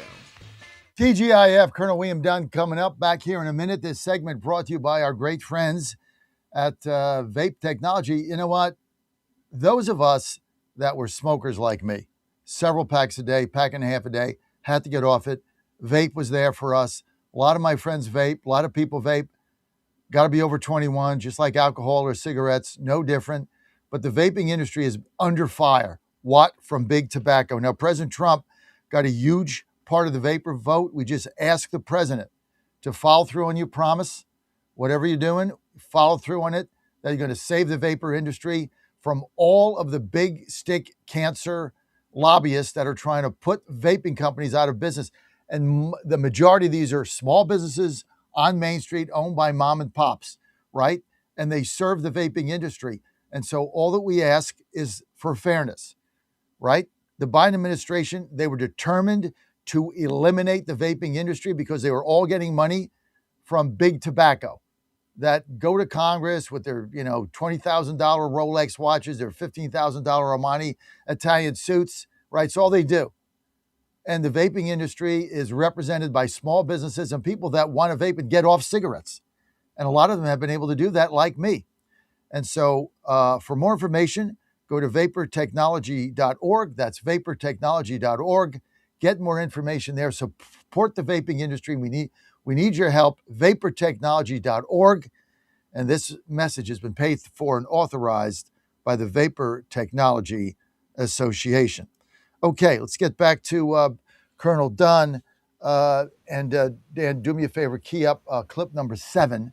We're going to go to that in a minute. But Colonel, I agree with you. I mean, we got to take action, but the only thing to do is to take out the IRGC, lock, stock, and barrel, one after the other, like whack-a-mole. And then once we do that, in your view, what happens? Well, at some point, I'm a believer that Iran is a smart country backed by smart people. Eventually, they have got to come to a realization that their plan is not working. The question becomes in the geopolitical strategy is, can Iran outlast President Trump? And that right now is the question. We talked a few weeks ago, and I told you that I felt somebody in our government would reach out and try to make a back level deal with Iran, trying to say, hey, hold out to the midterms. And then you saw what happened in New York, that apparently someone on Mondami's staff reached out to them. And I guess that meeting got the kibosh put on it. But that's a very scary thing if you think about it for the United States. If we have, and I don't have any proof of this, but I have a suspicion that there are some people in our government that are reaching out, making a back street deal with Iranian regime that is against U.S. interest. I believe that's happening. I have no proof, and I couldn't put a person to that, but I believe it's happening. So if you're doing that, and if that is happening, then that gives Iran the ability to hold out longer, the Iranian regime. So you have to play whack-a-mole. I believe President Trump and his team understand, and they probably believe that too. Once again, that is my speculation, no proof. But if that's happening, and we've seen that Iran has come to the table now, a dozen times, 24 times to make a fake deal. Probably on the third time, we should have realized it was fake and just went in and started striking again. Once we take out the regime, there will emerge a rational actor, whether inside Iran or from outside of Iran, that are Iranian, that the population of Iran will accept. And then we can get on it's not going to be tomorrow, right? It's going to take a long time to normalization of relationships, but we'll get on that way. We have a friend in Kuwait that we're trying to do some work with. We were setting it all up, but they had to stop that discussion because they're under siege as well from Iran. That was a few weeks ago, but they had to stop discussions because they had to go into basically military action. inside Kuwait to protect their country from, Iran, who's never really been a friend necessarily or foe with Kuwait, but now they are a foe. So here we have all of the Middle Eastern countries, I shouldn't say all, but the vast majority of them have been struck by Iran, and we are not using that well enough to get the entire regime, the Middle East regime, when I say that, but the entire Middle East regime, every Middle Eastern state, to help us go against Iran. That would become a stifling, crushing thing, and we need to do that. Now, we may see that with economic D-Day is upon us. We may see that, but once again, what impacts the Iranian people has the same impact of what happens to a U.S. person when an administration does something that impacts them, and then you have this problem potentially called the midterms. Interesting hypothesis you have. Credible, because a Mandami representative did reach out apparently to Iran to try to back channel something, which is stunning to me why this guy's not put up on treason. Stunning. But the thing is, if the Democrats are back channeling this, what they're saying is, hey, hold out until we can take power in the midterms, and then we're simply going to cut the money off, and then you guys can do whatever you want. But you just got to hold on until the midterms. Gas prices got to stay high. Keep shooting missiles. Keep trying to get the insurance rates up for the ships. Don't let them go. And if you get through November, we take over in January. We're going to cut the funding off, and then you guys will be good to go. I mean, if that is actually happening, that you can't get more treasonous than that. If that has actually happened, that you cannot. I mean, that is as bad as going to a U.S. installation as an American and attacking it, because you are putting our men and women at risk. Every day we're there, our men and women are at risk. And you saw all this news on the USS Abraham Lincoln and the food and all that. That's ridiculous. That is a shot. They're literally, they being the left, is trying to complain about the food that our men and women are eating. Well, I was on a ship one time. We did not get resupplied. This was many, many years ago. And it was funny because the joke was there's a food called 3-bean salad. I'm not a fan of it, but we started getting that 3 or 4 times a week because that's all we had. And you know what we did? We ate our salad and shut our mouths. That's what you do when you're in the military, period. So if someone is back channeling to delay and extend this mission, this activity in the Middle East, call it a war, call it whatever you want, that's absolute high treason. And I think they should be prosecuted if they're found out. No doubt about it. Colonel William Dunn, thank you for being with us. You've got some books out. People want to buy them. Where do they go? Gunfighters Rules on Amazon.com. We'll have Linebacker 6 out hopefully by the end of the year. We just got to finish up some touches on that, and that'll come out on Amazon as well. All right, Colonel Dunn, thank you for being. And John, I loved your previous guest, and just I want to say and I pray all the time. When prayer doesn't work, you call on the Marines. Thanks. Thank you, Colonel. That about sums it up. No doubt about it. Okay. It's always good to hear from the Colonel, and you get it straight. Let's go to Joseph Vasquez with Media Research Center. Joe, thanks for being with us today. Hey, John, thanks for having me back. Joe, too much, man. Okay, I don't care what's on the agenda, whatever they said you're going to talk about. I don't care. I want to talk about these. I want to talk about these fake polls, dude. We got now 2 polling companies that have gone belly up because they're putting out nonsense. We've been calling this out, Joe, for a year. We've been calling this out, these fake polls. Now they got another one out, if you want to believe it, says that Tom Cotton is going to get beat by 7 points in Arkansas. Arkansas is not going to, and the person running against them is some DSA communist whack job that nobody heard of. I mean, these things are becoming ludicrous beyond the pale. It's like being on The Onion or like the Babylon Bee. What is your take on this? Well, I mean, it's like the old adage goes. I mean, there's lies, dang lies, and statistics. So, I mean, the whole point, I mean, we should have seen, anyone should have seen this since 2016. that anyone can manipulate polls based on how the crosstabs are developed, and then they can manipulate turnout however they want. And I mean, really, I mean, in Arkansas of all places, you're going to tell me that Tom Cotton is running at a deficit behind a socialist? Meanwhile, Arkansas is like one of the reddest states in the U.S. I mean, the nonsense speaks for itself. I mean, so that's why anytime I see some outlandish poll like that, my first question is, let me see the crosstabs. And then that's when things get complicated because no one actually goes into them. You need to actually find out. There's no, I mean, these two polling companies, one of them yesterday that's going to have to fold said, well, yes, we didn't disclose that the poll was paid for by Fishback in Florida. And we also didn't disclose that the people we polled were from the email list he gave us. I mean, like, this is a poll. This is becoming ridiculous. We got the other one that said, oh, we were just doing a social experiment, hung up by 20. She got beat, the next day. It's like Ann Stelter of Iowa started the whole thing when she put out the phony poll on Sunday, the Des Moines Register saying, oh my God, Harris up by 3 to juice the Harris vote because they were depressed. And it was a lie. And she resigned on Tuesday or Wednesday. She resigned. I mean, you can't make this stuff up. This is such a joke. And yet, the fake news goes.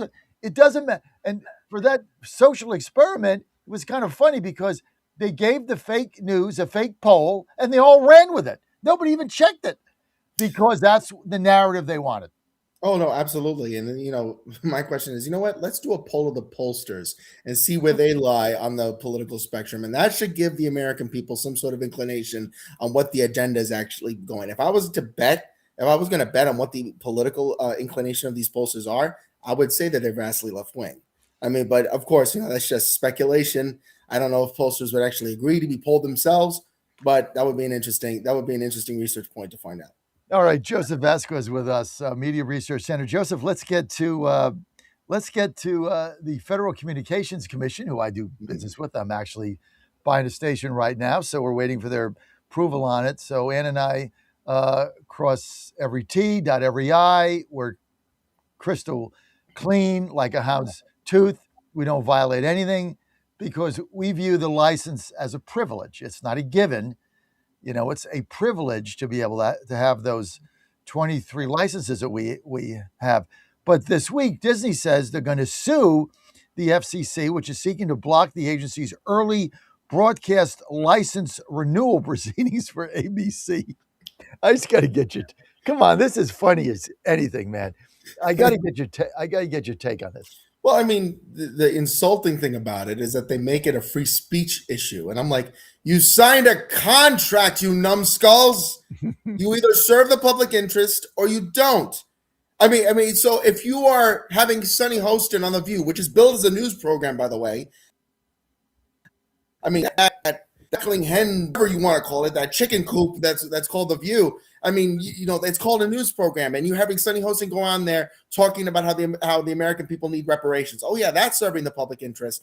You can't do that by competing in the marketplace like everyone else. No, you have to be one of the big three monopolies, right, that have access to the public airwaves, and you want that to continue with impunity, continue to spew this left-wing propaganda out into the media ecosphere and think that's and then look at the American people in the face and then convince them that they're somehow serving the public interest. No, do that on your own dime. Compete with other cable networks like Fox and CNN. If you want to push that garbage, then compete like everybody else. You're not guaranteed access to the public airways. If you sign an agreement that you are supposed to serve the public interest, all the drivel that the Media Research Center has to watch from ABC gets spewed on there like clockwork. Do that on your own time. Why in the world do you need to have access to the public airwaves then? It's as stupid as when NPR and PBS are saying, are trying to protect their tax dollar funding. Meanwhile, they push all that left-wing propaganda into it's like, why in the world do we have to subsidize that? It's insane to me that they're making this a free speech argument. Meanwhile, during the 2020 election, during COVID-19, or when people had different theories about election security or different theories about COVID-19 or the vaccine, ABC was the poster child for celebrating people getting censored. So you're the ones making this a free speech issue. I mean, you're a clown show. You're a clown show. And if you're going to be a clown show, do it on your own dime. You don't need to use the public airwaves for that. Or do it over the internet, which is the wild west. Do it on a podcast. do it on you go on a streaming device. You can do whatever you want. It's not regulated. But I agree with you to this. My wife and I, being the owner of the largest independent conservative news talk radio network in the country, we have 23 FCC licenses. Each one of these that we get that is approved by the commission, based on our record, based on what we do, we look at that as a privilege. That is not an entitlement. That is not a grant. That is not you just get this.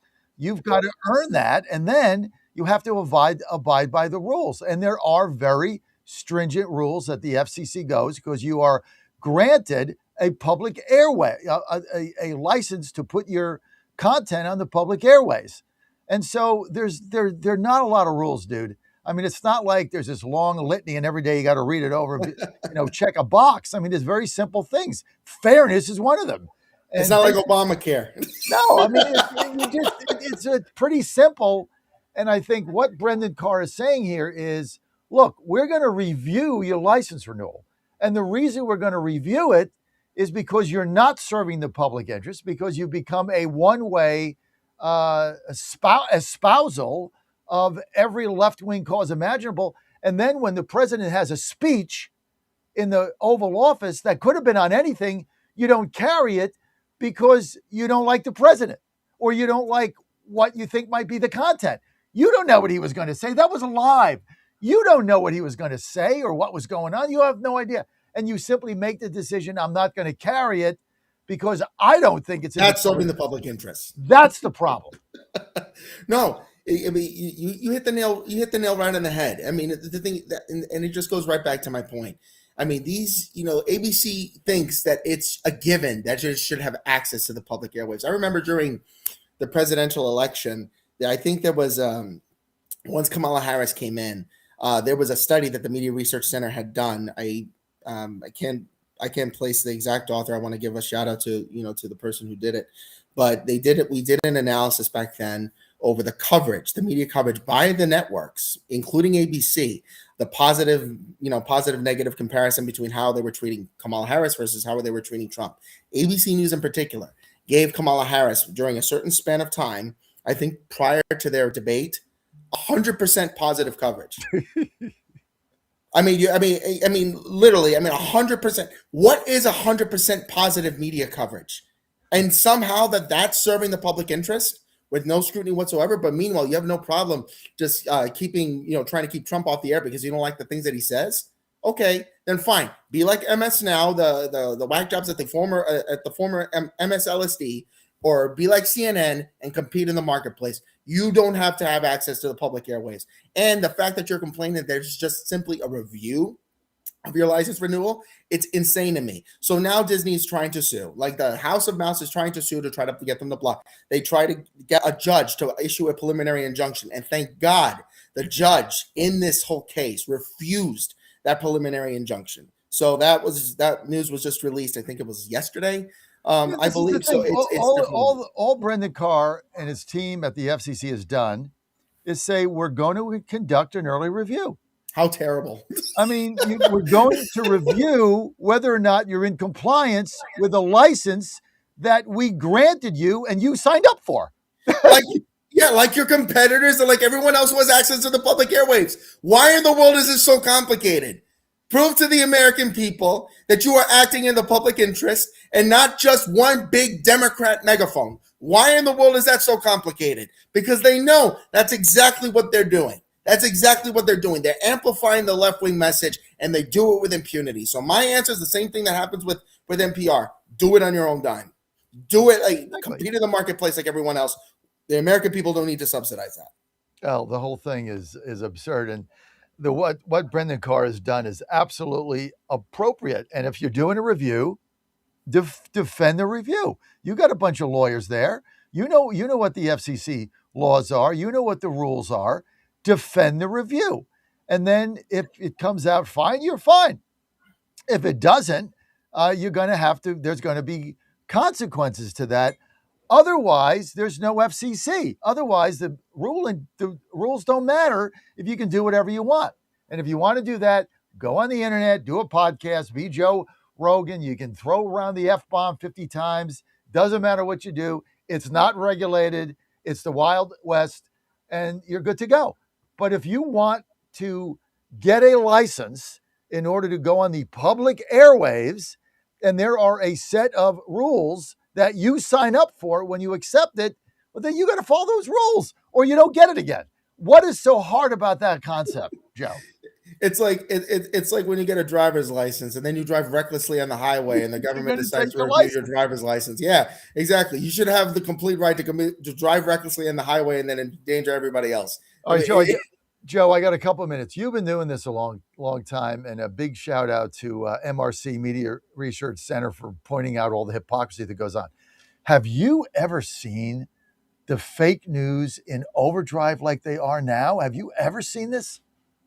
Oh, I mean, when I got into the Media Research Center about 7 years ago, I knew anecdotally that the media was biased. What I didn't know was the extent to which how insanely skewed they are. And yet, meanwhile, they look the American people in the face and try to convince them that they're still neutral.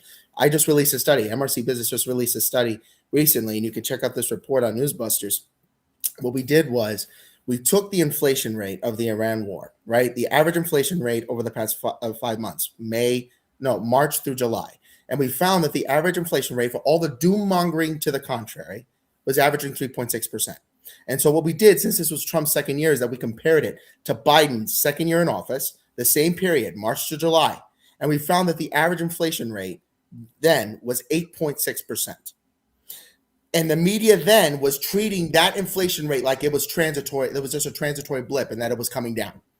But meanwhile, it's catastrophe under a 3.6% average inflation rate under Trump. Tell me that the media isn't biased. I mean, the New York Times in May 2022, it's the killer line. The way they treated Biden's inflation, like Bidenflation when it was going on. They said for millions of Americans, the good times are right now. What do you say to that? Unbelievable. I mean, Joe, it's just, I get up every day to do my show prep, and it's really become almost comical. I mean, I go to the New York Times, there's 20 articles, all negative. I go to Politico, 25 articles, all negative.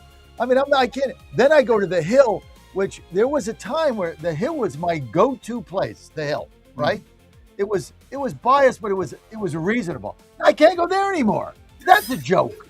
So it's just like one after the other. And I get to the Hill. The first story I see is Tom Cotton underwater in Arkansas. Down by 5 to some DSA lady nobody heard of with no money. I mean, stop the train, man. It's just idiocy. But they treat us like we're idiots. That's the problem. The media treats us like we're idiots. I mean, Tom Cotton is not going to lose to some communist in Arkansas with no money that nobody heard of. It's just, but he's underwater. He's down by 8, according to some poll, of which, of course, they never did and checked the crosstabs on it. Probably the Democrat voters in Arkansas, they polled all 55 of them. Joe, who thank do they you. poll? Antifa? I got to go. People want to follow you. Where do they go? You can follow me at newsbusters.org. You can look my work up in the business section. You can also follow me on X at JV3MRC. Thank you, Jay. Joe, thank you. Have a nice weekend. You too, John. Take care. Jane Beth Martin next. Power in Indiana, that more than a week after storms knocked it out. This is the second week now. Shatia Harden lives in Gary, Indiana. We can be used to it, but it's not okay for us to be used to it. Living without power since storms hit some 10 days ago. Northern Indiana Public Service Company says it has restored power to more than 300,000 customers since August 11th. But as of Thursday, more than 60,000 were still without electricity, forced to throw away spoiled food and lining up for hot meals. We thrive best, as humans, on certainty and predictability. Radia Martins with the Flourish Community Hub in Gary. The utility says some areas may not have electricity restored until next week. I'm Ben Thomas. There were 2 pilots and 6 passengers on the charter plane that crashed at a remote radar site in western Alaska, killing all on board. The aircraft went down about 450 miles west of Anchorage, where it took off from. 2 former organizers of Hong Kong's decades-old vigil in remembrance of the 1989 Tiananmen Square massacre have been convicted in a national security case brought under a China-imposed law that's effectively crushed the city's once thriving pro-democracy movement. More than 2,300 Mexicans in the U.S. illegally have been sent to Guatemala and Honduras. The Trump administration pursues third country deportations. On Wall Street this morning, the Dow futures 259 points higher. NASDAQ futures are up 204 points. More on these stories at townhall.com. Hi, I'm Chuck McDowell, the timeshare cancellation guy and founder of Wesley Financial Group, and I want to set the record straight. I am not an attorney. I've never wanted to be an attorney, and the truth is I really don't even like attorneys. If I sound like an attorney, I apologize. But what I've learned in my 15 years in the timeshare cancellation business is you don't need to be an attorney to get folks out of their timeshare. After 15 years and over 50,000 cancellations, I can tell you with confidence, we know how to get you out of your timeshare. Call us today and we'll send you our timeshare exit guide absolutely free with all your options for cancellation. Attorneys, this was meant to be funny, so please don't sue me, especially my friend Kenneth from Black River Falls, Wisconsin. Call now for your free timeshare exit info kit. 800-926-5959. That's 800-926-5959. 800-926-5959. It doesn't happen often, but Japan has executed a convicted murderer. The Ministry of Justice executed 58-year-old Suna Takami for killing 5 people in an arson attack at a pachinko parlor in Osaka. Takami poured gasoline on the floor and set it on fire, killing 5 customers and employees and injuring 10 others. His defense argued that he had diminished mental capacity, but the courts upheld his death sentence. This execution came 17 years after the crime and marked the first under the current Takaichi administration. The BBC's Kurumi Mori in Tokyo. The U.S. and South Korea militaries have wrapped up their annual drill 6 days earlier than initially scheduled in a conciliatory gesture toward North Korea. The end of the drill today comes after North Korea said that such a step is not enough to persuade it to return to talks with South Korea. News and analysis, townhall.com. Candidates are staking out their positions on AI data centers ahead of the November midterm elections. Critics of data centers popping up around the country complain they amount to unsightly intrusions into communities, damage the environment, and suck up more than their share of electricity. Supporters, including President Trump, stress their economic benefits and central role in the AI revolution. Many Republicans side with the president, but candidates of all stripes are tailoring their messages to court data-wary voters, the centers of a hot political issue in key states including Virginia, Texas, Ohio, and Florida. Bob Agnew reporting. President Trump travels to South Carolina today, supporting Senator Darlene Graham, his choice to replace her late brother, Senator Lindsey Graham. The Myrtle Beach rally comes just days before the Republican runoff. Mr. Trump's 2016 South Carolina primary victory helped him to win the GOP nomination and ultimately the White House. More on these stories, townhall.com.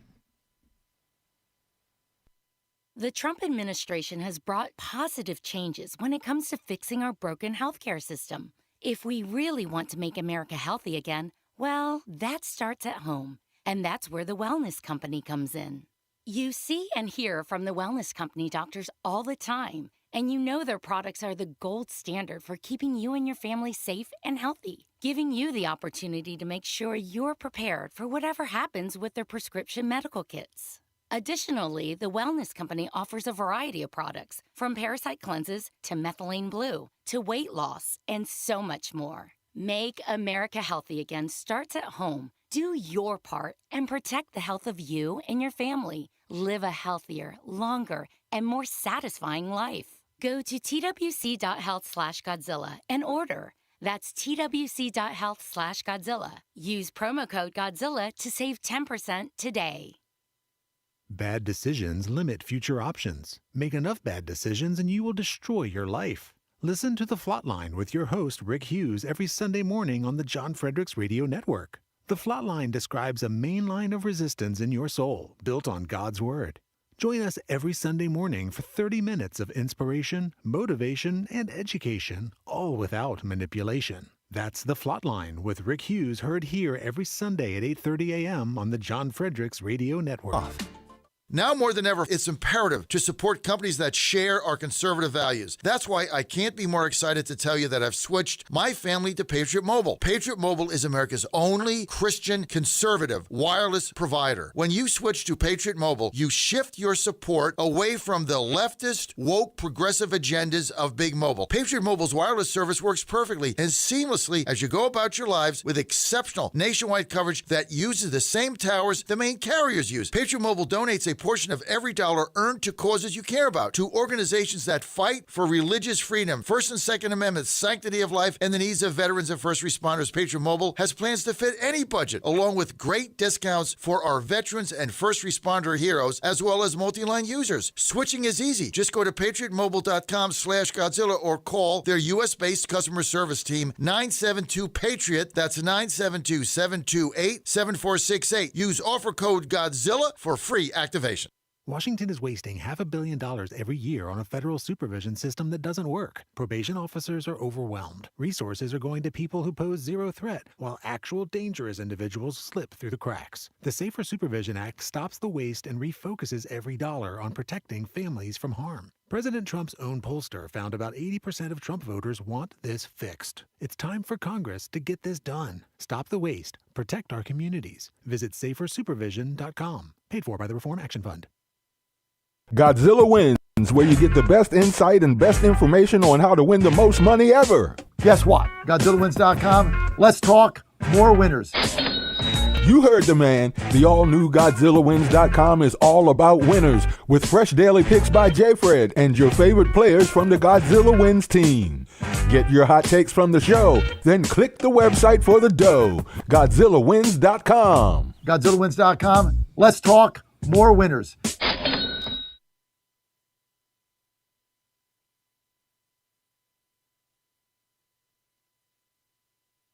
Live from the studios of the John Fredericks Media Network, it's The John Fredericks Show. Grab yourself a cup of 1775 coffee, sit back, and get ready for the best 4 hours of talk in the universe. To be part of the show, just call our toll-free number, 888-480-5646. And now, here's the Godzilla of Truth, the Oracle of the Deplorables, the man Clint Eastwood would never tell to make his day, John Fredericks. Great to have you on the John Fredericks Media Network. I am your Godzilla of the Truth in America. Well, if it's Friday, Rob Curley is here. One of the best writers in Washington, D.C. Rob, thanks for joining us. Great to be with you. As always, good to have you. Washington Examiner. Now, his column, Secrets, is taking off. It took a while. They finally got their email act together. Are you getting it? No. But I am going to Washington Secrets every day. So that's a good thing. But just go to WashingtonExaminer.com/secrets, WashingtonExaminer.com/secrets. You can sign up there. And the thing I love about what you're doing with the Secrets column is it's cool. It's cool. It's a cool column because it kind of you kind of get a little insight about different things that are going on that you're not going to get under the normal, Politico, Washington Post, The Hill, the New York Times, and even on the Examiner's coverage, the Washington Times. I mean, I go to all of those, but your Secrets column, you had a vision for it to take it to the next level from your predecessor, who was there forever, to take it to another level of really. It's like somebody asked me the other day to describe, well, what does Curly do with the Secrets thing? I just say it's just cool. Do you know what I'm trying to do? Isn't that a good way to describe it? Well, that's perfect, and I'm very flattered. I mean, the idea is just to put some fun into politics. Look, let's be honest. Most of this stuff is ridiculous. Most politicians are preening, vain. Let's prick that pomposity a little bit and have some fun. And also, I just want to take you behind the scenes when I can. Like, how does stuff really work? I mean, this week I've talked about some polling. Obviously, we've discussed the press secretary race, although almost all the speculation you're reading that's out there is nonsense. So yeah, it's all nonsense. Well, we can talk about it. So I'm sure you've got some feelings and you've heard some stuff. What I heard is nonsense. Well, nobody knows, and like what I don't understand is we've been covering President Trump now for what? I've been covering him for 11 years. 11 years. You've 11 probably been doing. years. I was there at the campaign launch, right? So was I. Right. Well, we didn't know each other then, did I know. we? We had a device called Periscope. Oh yeah, remember that? I do. Yeah, that's how we filmed it. I don't even know it doesn't exist anymore. This was 11 years ago. The device that we filmed that we had it live was called Periscope. I don't even know what the hell that was. But But it probably doesn't exist anymore, does it? no, we thought it was like cutting edge technology. No, it doesn't exist. But the point is, we've been there since the start. We know how the president operates.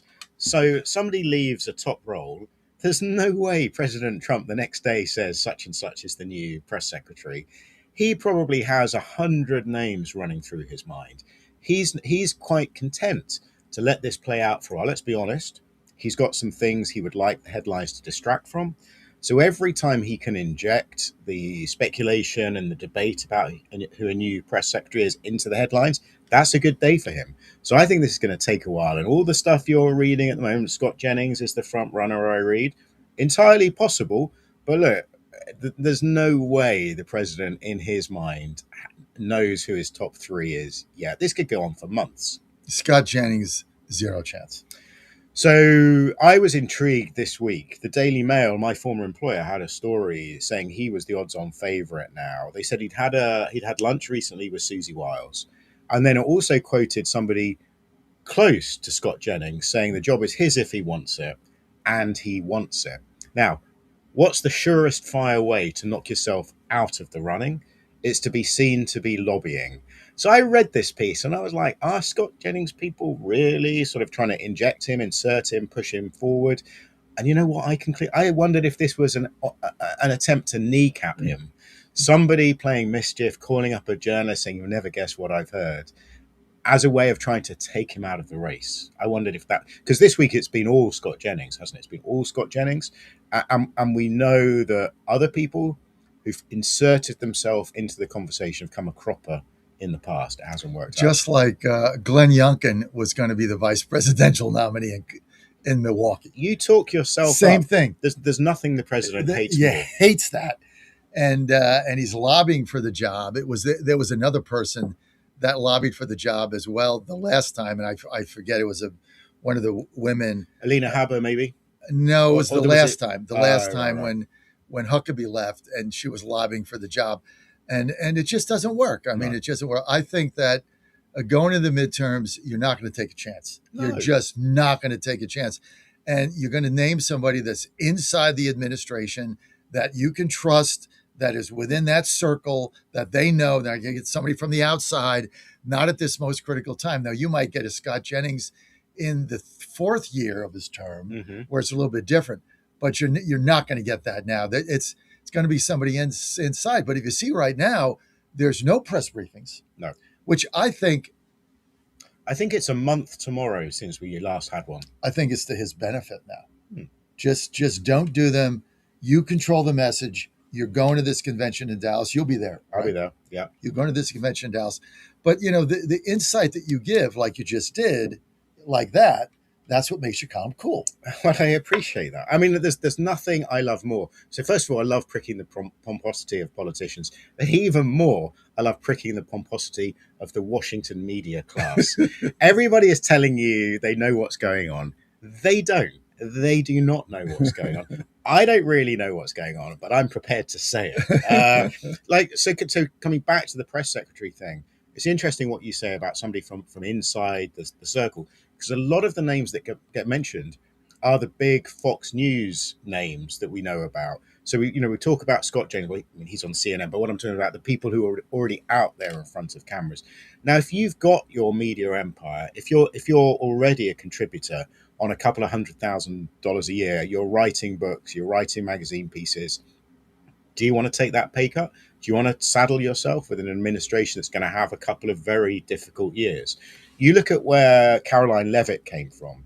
You go back to Kayleigh McEnany last time. You look at the people who did it for Joe Biden.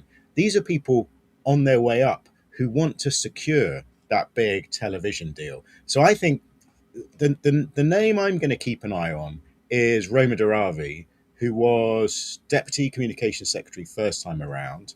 She's been constantly in Trump world for the past 10 years. And most recently, she was doing comms for the Kennedy Center. I'm sure she'd call it the Trump Kennedy Center. But that was a tough gig. She worked her way through it. And I think she is somebody who's loyal. She's a great television performer. When you look at her X feed, her pinned tweet is praise from the president for her last Fox News hit. He praised her on Trump's social. So I think it's that sort of character. I'm sure it'd be a woman, by the way. So it's that sort of character. But Trump actually addressed this on his Truth Social feed last night. He posted a picture of himself, best press secretary ever. So as you said, he's going to do. He's going to do the job. He's not going to let anybody else do this for now. But to your point, I know Roma well, and in the first term in Trump 1, she was my go-to person. Was she? Go-to, like whenever I needed something or they needed something, that was my liaison. Yeah. And I found her to be incredibly competent. She's great on TV. She's whip smart. Yeah. She thinks on her feet, and everything about her fits that. So that's very insightful. She would be outstanding. And the other thing is she's a woman of great courage and fortitude, which is what you need in that job. I think so. And I'm not saying it's going to be her. She'd be a great pick. I think she'd be a great pick. And I just think the profile she has at the moment is the sort of profile that would do the job perfectly. Yeah, I think so. She has it all. She has the experience. And she's very well trusted. I tell you who it's not going to be. Not going to be Natalie Harp. I saw her name thrown into it yesterday. And somebody had written a very considered piece about how it was likely to be a man. And then their kicker was somebody telling them it might be Natalie Harp. And I was just like, you've undermined all your credibility now. Natalie Harp does an important job for the president. Yeah, but she's not a communications. She's not going to go in front of the cameras. She's not going to do that. So it isn't going to be her. But look, it's a lot of different people that it could be. But I think Roma is a good show. I think it's going to be somebody like that or Anna inside the organization. She's a little young, but could be her. And let's not forget they've brought Jason Miller back in an advisory role. He's one of these special government employees, so he doesn't get paid. His job is messaging. His job ahead of the midterms is to message the accomplishments. So look, you've brought in a big figure to do a big part of the role. So I see the actual press secretary having a kind of a slim down role. The president will take on more stuff or continue doing what he's already doing. You've got Jason Miller taking care of a big part of the messaging piece of it, and the press secretary. Look, you can't really replace Caroline Leavitt and what she did. And I think the reality is you might slim down the role a little bit. I think so. I think that's going to happen. And certainly they're going to do nothing until after the convention in Dallas. I think that's a reasonable Because this is going to be, look, if you're President Trump right now, you're having the convention in Dallas to showcase what you've done. There's no better messenger than he is. He's got to get his voters out. Mm-hmm. And I would take a chance. I think it's fine the way it is right now. And you guys are fine. Just go with what you're doing. Let's get through Dallas, see what happens. I mean, the whole Dallas thing is supposed to be the jump start of the campaign. And if they can pull it off and they can get the kind of momentum we had coming out of Milwaukee, it could work. Other than that, that's got to be the start of the campaign. Yeah, I mean, and you can generate a certain amount of buzz and excitement, but what you can't do is lower gas prices through the midterm convention. Well, he's got to do that. This week as well, we saw the Reuters Ipsos poll giving Trump his lowest approval rating so far at 33%. The problems are mounting up, and we see, I don't know anything about this bond crisis. I mean, maybe you could explain it to me, but I see there's more financial problems this week. Well, when you've got $40 trillion in debt, you got to sell these bonds, right? And the people, and for the interest rates we have, people are not buying them. Yeah, and they're just not buying the bonds at auction. And if you don't buy the bonds, you have no way to fund this government. You have no way to fund this debt. And I mean, I think this week we've seen the Cook Political Report shift a couple of big Senate races from lean Republican to toss up or strong Republican to, I forget, but there seems to have been a bit of a shift this week in some important races.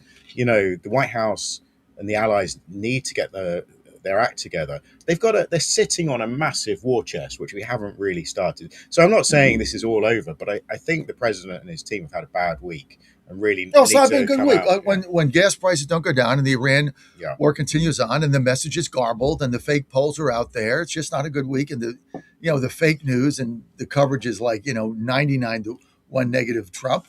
But you've got to look at the thing I now love about the convention is you've got to get a starting point out of the blocks and a reset. Yeah. And I think that gives you opportunity for a message communication reset, which our communication just hasn't been there. It's not been stellar. It's all over the board. You get a reset, get everybody on the same page, have some fun, and see what happens. Now, let's get to the article you did. Oh, here we go. Let's get to the article you did on me, which I thought was a great piece. Thank you. Very fair. But and thank you for doing that. And of course, Christina Goodlander, who are vice chair, who are backing for chairman, who I thought, you kind of captured some of the things that she wanted to do. But our opponent there, Patrick Mara, the current chairman of the DC GOP, you were commenting earlier. I mean, you tried to get a hold of the guy for days, and then he get back to you. He had no response to anything. Well, look, I've got to be clear. I'm a reporter here. I'm not taking. You're a reporter. I come on your show. Yeah, you try to be honest. I'm not taking sides in this. Of course not. But clearly, there's a bigger strategic question of how does the Republican Party campaign, how does it organize, how does it operate in Washington DC? Now, this is a hardcore blue territory, so if Patrick Mara were here, I suspect he would say, well, in order to get stuff done, we've got to work with the Democrats. They're in power, they control all the strings, so that's how we go about things. Now, talking to you and talking to Christina Goodlander, it's clear that that's not enough for you guys. Christina has got she's thrown her hat in the ring to run for DC GOP chair. And she made a very clear case that it's going to take a while, but she thinks the Republican Party in Washington, DC can become competitive. I think she said maybe in 12 years time. And she's put together this strategy of I forget exactly what she calls it, brains, bodies, and Benjamins. Yeah. So, she says there's lots of elections that are not being contested in DC. First step, get candidates into all these things. Start organizing, collecting the money, and then things will start to come together. Now, you obviously are close to her, you're part of this, and you bring a certain MAGA energy to everything. So I painted this as a sort of civil war in DC, Godzilla versus the chairman. There's the steady as she goes approach, or do we blow this up? And blow it up. I thought you might say that, but look, I'm going to watch this with interest. But I think clearly it's been a very cozy club, the Republican Party here. They haven't really had internal pressure Patrick Mara won the chairmanship last time, I think, are uncontested. When you look at all those Republican positions in the last round that went uncontested for kind of ward chair, do you have chairs in all the wards in DC? So, what's going on? There must be enough Republicans in this city to fill those. I know there's not a lot of Republicans, but you must be able to fill those places. We can fill them if you made the effort to try. He appointed me Ward 2 chairman and then kicked me out and kicked my wife out of the party. And so then we got on the ballot because it's an elected position, got on the ballot, got the signatures, ran a campaign, as you covered it. They tried to run a write-in campaign, 95% of the vote. So we went out there, got signatures, raised money, ran a campaign, and kicked their ass. So we proved just in my ward, if you get motivated and you get energized and you have something to say and you run town halls and you get the log cabin Republicans involved and the college Republicans and the young Republicans and all the disparate groups, you get them involved, you can run some semblance of a campaign and have some energy. They refuse to do that. It's too much work. It's like, when somebody asked Ann, why did they kick you out? Her answer, we work. That was their answer. You know, your playbook sounds very much like the playbook of the Democratic Socialists of America. different policies, but grassroots campaigning. I mean, it was how AOC won her primary, against a well-established congressman. You forget how many people get comfortable in their seats and don't bother to do the simple grassroots organizing. It's the precinct strategy, right? That Steve Bannon will tell you, anyone will tell you, you start with the school boards, you start with the lowest positions, and you build up. And let's see if it works in DC. Well, listen, I think it's going to be very, very interesting to see what goes forward. Hopefully, we can win this race. I'm going to continue to do what I have to do because I think there's Republicans in here and there's other independents that if you give them, like I showed you in the second ward, if you give them a voice and you give them an option, then they're going to get motivated. But right now, there's no reason to vote for any Republican in this city because we don't stand for anything. We have no platform. I mean, my beef is here. We've got a communist mayor coming in. We got all these crazy things going on. And the Republican Party has yet to even send out one press release or have one press conference. Like they don't do anything. And so it's just, you have a badge and it says chairman and you go to meetings and, that's basically it. So if that's what you want, then, he's your guy. That's all I can say. Well, I mean, let's see. I mean, will Democrats just ignore you if you get up in their face? Doesn't matter if they ignore you. You still got to do it. Yeah. Okay. Well, right. Yeah. I'm I'm an observer. Let's get to we got Ralph Norman coming up in about 5 minutes. Okay. Well, one more. Do you want one more story? So I want to, and then I want to ask you about the South Carolina primary. Go ahead. Okay. Well, I was going to say, what's going on in Arkansas? Do you think Tom Cotton will hold on to his seat? He's going to win by 15 points. Have you been watching the polling this week? It's a fake. These are fake polls. So, you're going to tell me that Tom Cotton is going to get beat in Arkansas? No, I'm not. I'm going to tell you why he's going to win. So look, the 2040 Strategy Group had a poll out about 3 weeks ago. They had Hallie Schaffner. Ever heard of her? No. They first-time Democratic candidate, trailing him by Tom Cotton by 3 points. Like, what the hell? This is a state that Trump won by 30 points. If you go district by district, the overall Republican win last time around was like 25, 27 points.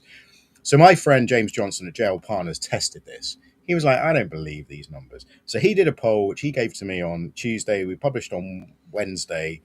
He had Tom Cotton 16 points up. Right, there we go. So reality, he's still below where Trump was in 2024. So it's not Trump's plain not on the sailing. ballot. But look, and then yesterday, another poll drop. Talk Business and Politics with Hendrix College had Schaffner 3 points up. Like, what? What is going on? So another friend of mine, another pollster, looked through their methodology. And what he found was these polls are using a very dubious methodology. It's largely text message, right? And then they balance it for demographics. So they look at the numbers that are coming in and they're like, do we have enough black voters? Do we have enough women? And they adjust the percentages so it evens out across Arkansas, right? What they are not doing, they're not adjusting for party affiliation or who they voted for in 2024. So if it comes in at like 80% Democratic, they are not adjusting that. And that is why you are seeing these crazy polls. But at the moment, as we discussed, it's the left that are energized. They respond to these polls immediately. And that is why you're seeing these extraordinary results out of Arkansas, which are just kind of frankly wrong. But also, now my pollster who analyzed it didn't want to extrapolate too far, but he said this is why socialists are doing so well in polls, and then they're not doing quite so well in their primaries. It's called fake polls. I mean, come on, man. Yeah. And we had another company yesterday that collapsed. Another polling company that said, well, we did a fishback poll and we showed him second in the gubernatorial primary, catching up to Donald's. We forgot to disclose that the poll was paid for by the fishback campaign. And then I guess we forgot to tell you that we polled their email list. Brilliant. You got to be kidding me, man. Midterm polls, you've always got to be careful. Anyway, even the good polls, they get it wrong. All right, these are bad. We got to go.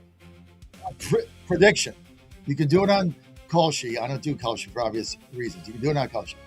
Who's going to win the South Carolina primary Tuesday, Norman or Graham? I'm going to go Norman. Norman. Let's go. Hey, Kalshi, you know what? I don't bet Kalshi, but he was 7.5 to 1 underdog. Wow. So you took that. Yeah, we should have got. Well, I don't anymore either, as we previously discussed. We can't do it. Yeah, but that would have been a good one to get on. I should have told my friends that. Yeah. Now he's 3 to 1. She. I mean, you know, she's done. I think the debate performance really showed you what you were dealing with. Clown show. I wouldn't go that far, but you know, you can't elect someone because she's the sister of a former senator. That's just what are we doing here? She supports the military. Okay, well, good. She doesn't know where Taiwan is, but you know, it's in Asia, like China. That way. Being senator is a big job. You've got to be across it. It's almost as good as Sarah Palin saying, "I can see the Soviet Union from my front porch, therefore I know." Yeah. Although at least she was a little more believable. You got Ralph Norman on next. Coming up. Right. Hey, WashingtonExaminer.com/secrets. This is the guy, he's cool. WashingtonExaminer.com/secrets. Go there every day. It's fun stuff. And both of us agree Scott Jennings is not going to be the press secretary. 0 chance. 0 times 0 is 0. Thanks, Rob. All right, cheers. Ralph Norman next, baby. Keep it right here. Spent money it didn't have. So I got in the fight. That was fun. All right. Who elected me. This election is about the America we pass on to your family and mine. We inherited freedom. Now it's our turn to defend it, to strengthen it, and to leave America stronger than we found it. You shouldn't have to guess where your next senator stands. With me, you already know. I'm Ralph Norman, and I approve this message. Hey folks, Al Green here for SatPhone. When you're on the go, you want to know you're connected. If it's a family vacation or an off-the-grid escape to a remote destination, having reliable communication helps you feel safe and secure. You can't afford to find yourself in a dead zone. That's why you need SatPhone. SatPhones are reliable, durable, and give you global coverage. If you can get outside, you can get in touch. It's that simple. Make calls from your SatPhone to any regular cell phone in the United States. The phones are a $1,500 value, but you can get yours free. Just sign up for a 15-month plan, $94.95 a month. Get 150 minutes monthly that roll to the next month. Go 3 months without using them, that's fine. Yes, 3 months, 450 minutes, all yours. Visit SAT123.com or call 855-980-5830. SAT123.com, 855-980-5830. Get surety and security with your sat phone. Call now. MyPillow's second annual mega sale is finally here. Get our patented premium MyPillows that adjust your exact individual needs to give you the best sleep of your life. When I got MyPillow, I'm asleep almost immediately. I stay asleep at night and I wake up more well-rested in the morning. I guarantee they're going to be the most comfortable pillows you'll ever own. King size only $24.98. Queen size only $19.98. Giza Dream bed sheets, the best sheets in history, as low as $29.98. Lux Pierce 6-piece towel sets, towels that actually dry you. What a concept. Now only $39.98. And our made in the USA mattresses and mattress toppers as low as $99.98. So go to mypillow.com or call the number on your screen. Use your promo code to take advantage of our second annual mega sale. Plus, free shipping options available when you order today. So don't delay, order now.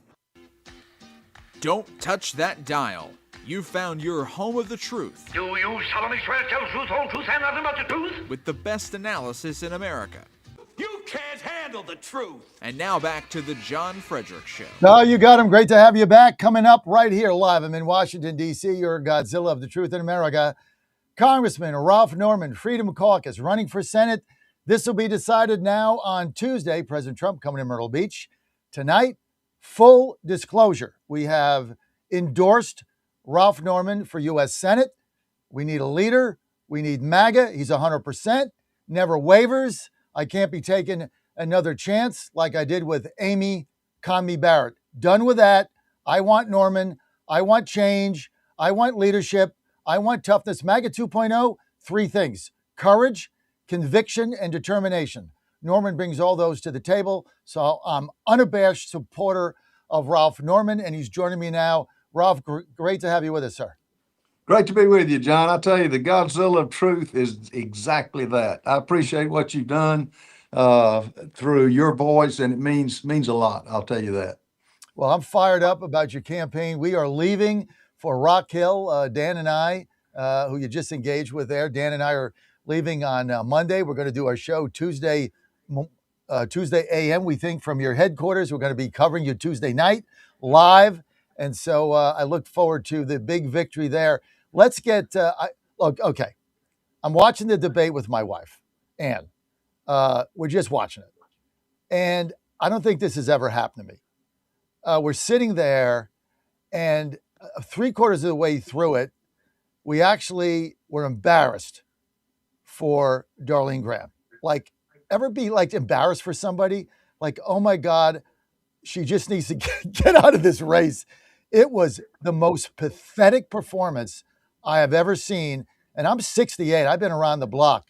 Let's roll the tape. Everybody's seen it, but let's roll it again, Dan, on this ridiculous answer on Taiwan, which is a major issue. Go ahead. National security question as well. Senator, are Taiwan and the South China Sea national security issues for the United States? If so, why? I'm sorry, could you repeat the question? Are Taiwan and the South China Sea national security issues for the United States? And if so, why or how? I'm just going to be honest here. I'm not on national security. I'm not that informed on national security, but I do support the military. My brother was in the Air Force for 33 years, so I will do everything I can to support the military. My dad was in the Army. I'm not a polished politician up here. National security is not my thing, not my area of expertise, but I do support the military. Congressman, I'll give you a chance to respond, and I'm sure he recognizes that. Taiwan's a definite ally, and we have a trading relationship with them that is beneficial to the United States, chips being one of them, and others. So what the president is doing right is he's enabling Taiwan to defend themselves against China. But it's peace through strength that he's showing with Iran that China, Russia, others are looking at it so that they don't want to deal with America, and that's why they haven't attacked Taiwan. If they had some weak Democrat in office like Biden or another Obama, yeah, they'd take it over. But we can't let that happen. We got to take a strong peace through strength is working. What a great answer. And the other thing that Ann said, my wife, is that she was very impressed with how respectful you were during this during her meltdown. You were actually not debating Darlene Graham. Ann said you were actually debating the legal pad. The legal pad was, that was basically who you were debating, the big legal pad that flowed over the thing. I'm just, Ralph, I've never seen anything like this in my life. I hadn't either, John. I felt sorry for her, to be honest with you. She's gone through a lot with the death of a brother. I mean, I saw her in the Capitol in the rotunda when she went up to the casket, and look, it's a heavy burden. And, but I think she got herself into something that I'm not sure she wishes she was here. I mean, we've got a 6-year commitment, and I'm not sure she understands, what's taking place. I'm not sure that she really... standing beside her, she was very uncomfortable. It was kind of it was surreal, really, because she didn't know what to say, and it wasn't just that question. On a lot of other things, she just looked like a deer in headlights. And her conferences, where people question her, not hard questions, she just isn't comfortable. It was embarrassing, no doubt about it. But I thought you handled it with decorum and class. It really speaks to the type of man you are. So both my wife and I appreciated that. Let's get to tonight, right? You've been a supporter of the president. I call you MAGA 2.0. We're looking for the new MAGA post-President Trump. I think you epitomize that: leadership, conviction, courage, determination, all the things that have been lacking from some of the leaders in the U.S. Senate. But you got President Trump coming. It's a big rally. It's in Myrtle Beach. What is your message right now to Trump supporters that want to follow the president, that believe in what he's doing, but you want their vote when he's going to campaign tonight for Darlene Graham? What is your direct message to them, Ralph? Well, it's two different issues. I mean, I support the president. I mean, what he's done for this country. Can you imagine a Kamala Harris if she had won? He saved the country, and as I've said, he does belong on Mount Rushmore. His policies are great. This is a head scratcher, John. To be honest with you, South Carolina's going to pick the next senator. Now, to get in with all the problems we have in other states, I don't understand, and I've been open about this. I do not understand getting involved in a race where I'm a strong supporter. Despite what some other newscasters have said, I supported him. I'll continue to support him, even though he's going with a lady who is funded by left-wing organizations. She's outspent me 5-1. She is trying to tear me down at every level, and it's just not true. And that's why I asked her. I said, "Let's do some more debates. You canceled the one we had Wednesday. Let's have some debates." And she just I don't know that she knows she's being taken advantage of, but what I do know is this: the Washington elite has coalesced around her candidacy. The lobbyists, those who are gaming the system. And if she doesn't know she's been played, I don't know what else to say. It's dangerous to run for an office as important as the Senate. And the rhino politicians that lined up behind her. I mean, one of the $1 million ads was the Invest in Tomorrow. It supported the very people that are trying to destroy Donald Trump. And so that's the enigma, and that's what I would ask. I don't understand why he's doing this, where he could be in other states really getting on candidates who are socialist and who are communist, as he puts it, is beyond me. Wasting his time to come down here. We're going to win the race. He has an impact. I mean, I'll acknowledge that. I wanted his endorsement, and we didn't get it. But the people of South Carolina are going to speak Tuesday. And we're working. We're seeing as many people as we can. I'm taking all TV. Anyone who wants to interview me, any question. I don't have to have a notepad. I don't have to, have pre-scripted answers. And she's, it's interesting. I hope she understands what's happening. Well, listen. The bottom line is the money she's getting is from left-wing libtard billionaires in Silicon Valley that mostly fund the Democrats. You just got to ask yourself why they be giving her money. They're giving her money for one reason: to stop you. That's it. That's what they're not like Darlene Graham supporters. They don't care what she's doing. They're giving her money because they don't want Ralph Norman in the U.S. Senate, because they know if you're there, you're an immovable object. You're not going to be intimidated. You're not going to be swayed by the lobbyists. They can't go in there with their $20,000 Rolex watches and their $15,000 Italian Armani suits and tell you what to do, because they can wave dollars in your face. They know they can't do that. Therefore, you're a problem for them.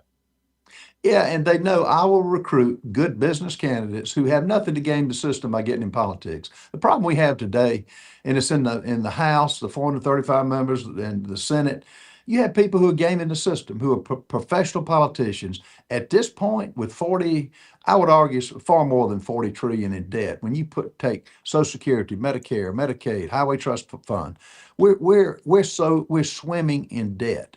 And if we're going to have rhinos, and like the ones in South Carolina that bought Darlene Graham hook, line, and sinker, we're not going to save this country. I'm intent on doing that. I mean, the Rick Scotts, the Mike Lees, the ones who really can make a difference and use a voice. There is no reason we should be having press conferences weekly on the SAVE Act and on the America First agenda. Look, it's a tipping point, and silence cannot stand. It just can't. That's where your voice has been so powerful. It really has. Well, because look, we're at a crossroads. We've seen the inaction in the U.S. Senate. We've seen that John Thune hasn't done anything. We can't get the SAVE Act passed. They took another vacation. The reason our vote is depressed is because of the inaction in the U.S. Senate and what John Thune has done. And people are throwing up their hands and say, why should I go out? Because all the things I was what that were supposed to happen. Nothing has happened, and the reason is because we have this inertia in the U.S. Senate that you want to go there and be the leader and break the logjam. $40 trillion in debt. And as you said, that is understated because we're not even talking about the unfunded mandates. What do we do with this? You blow it up. I mean, pure and simple, you blow it up. You start with the filibuster. You start with waking the Senate up. I mean, think of the insult to the American people to go on a 5-week vacation hiatus, go on all these CODELs, congressional delegations, all over the country under the guise of economic development. That's a joke. They go off and at a time when they need to be there. We've got a core group of senators who we can join together. And I don't care if it's 3, I don't care if it's 5, it doesn't matter. But you have a voice and you use it. And, you know, it's look, I've been in the private sector. You know, you can let your business go or you can go to work and cure it if you love what you do. I love serving the public. The Senate is the place I can do the best, have the most benefit. Because I voted on the SAVE Act 3 times in the House, and then it gets in quicksand in the Senate. So what do you do about it? Well, you start being vocal, you take it to the American people, and you go all over the country, gathering support and calling out the rhinos who are getting in office on a promise, yet they're morphing into some liberal. And you can't be milquetoast politicians today and change this country. You just can't. And I think we've got some fighters there, and I think we'll add to the ranks. Let's go to the bond issue, mini crisis that we have. We got $40 trillion in debt. How we fund that is we sell bonds, and people have to stand behind the bond auction of the Treasury Department in order to continue to fund the debt. And now people are looking at it. We're not getting the bond auction participation we've gotten in the past for a lot of different reasons. How do you solve that? And is it indeed a crisis? It's definitely a crisis. No one's talking about. Would you buy bonds from the U.S. government? Not at the interest rate. I mean, rates can go up, which is which is another problem. The interest on the debt is already exceeding our military budget. Does that make sense?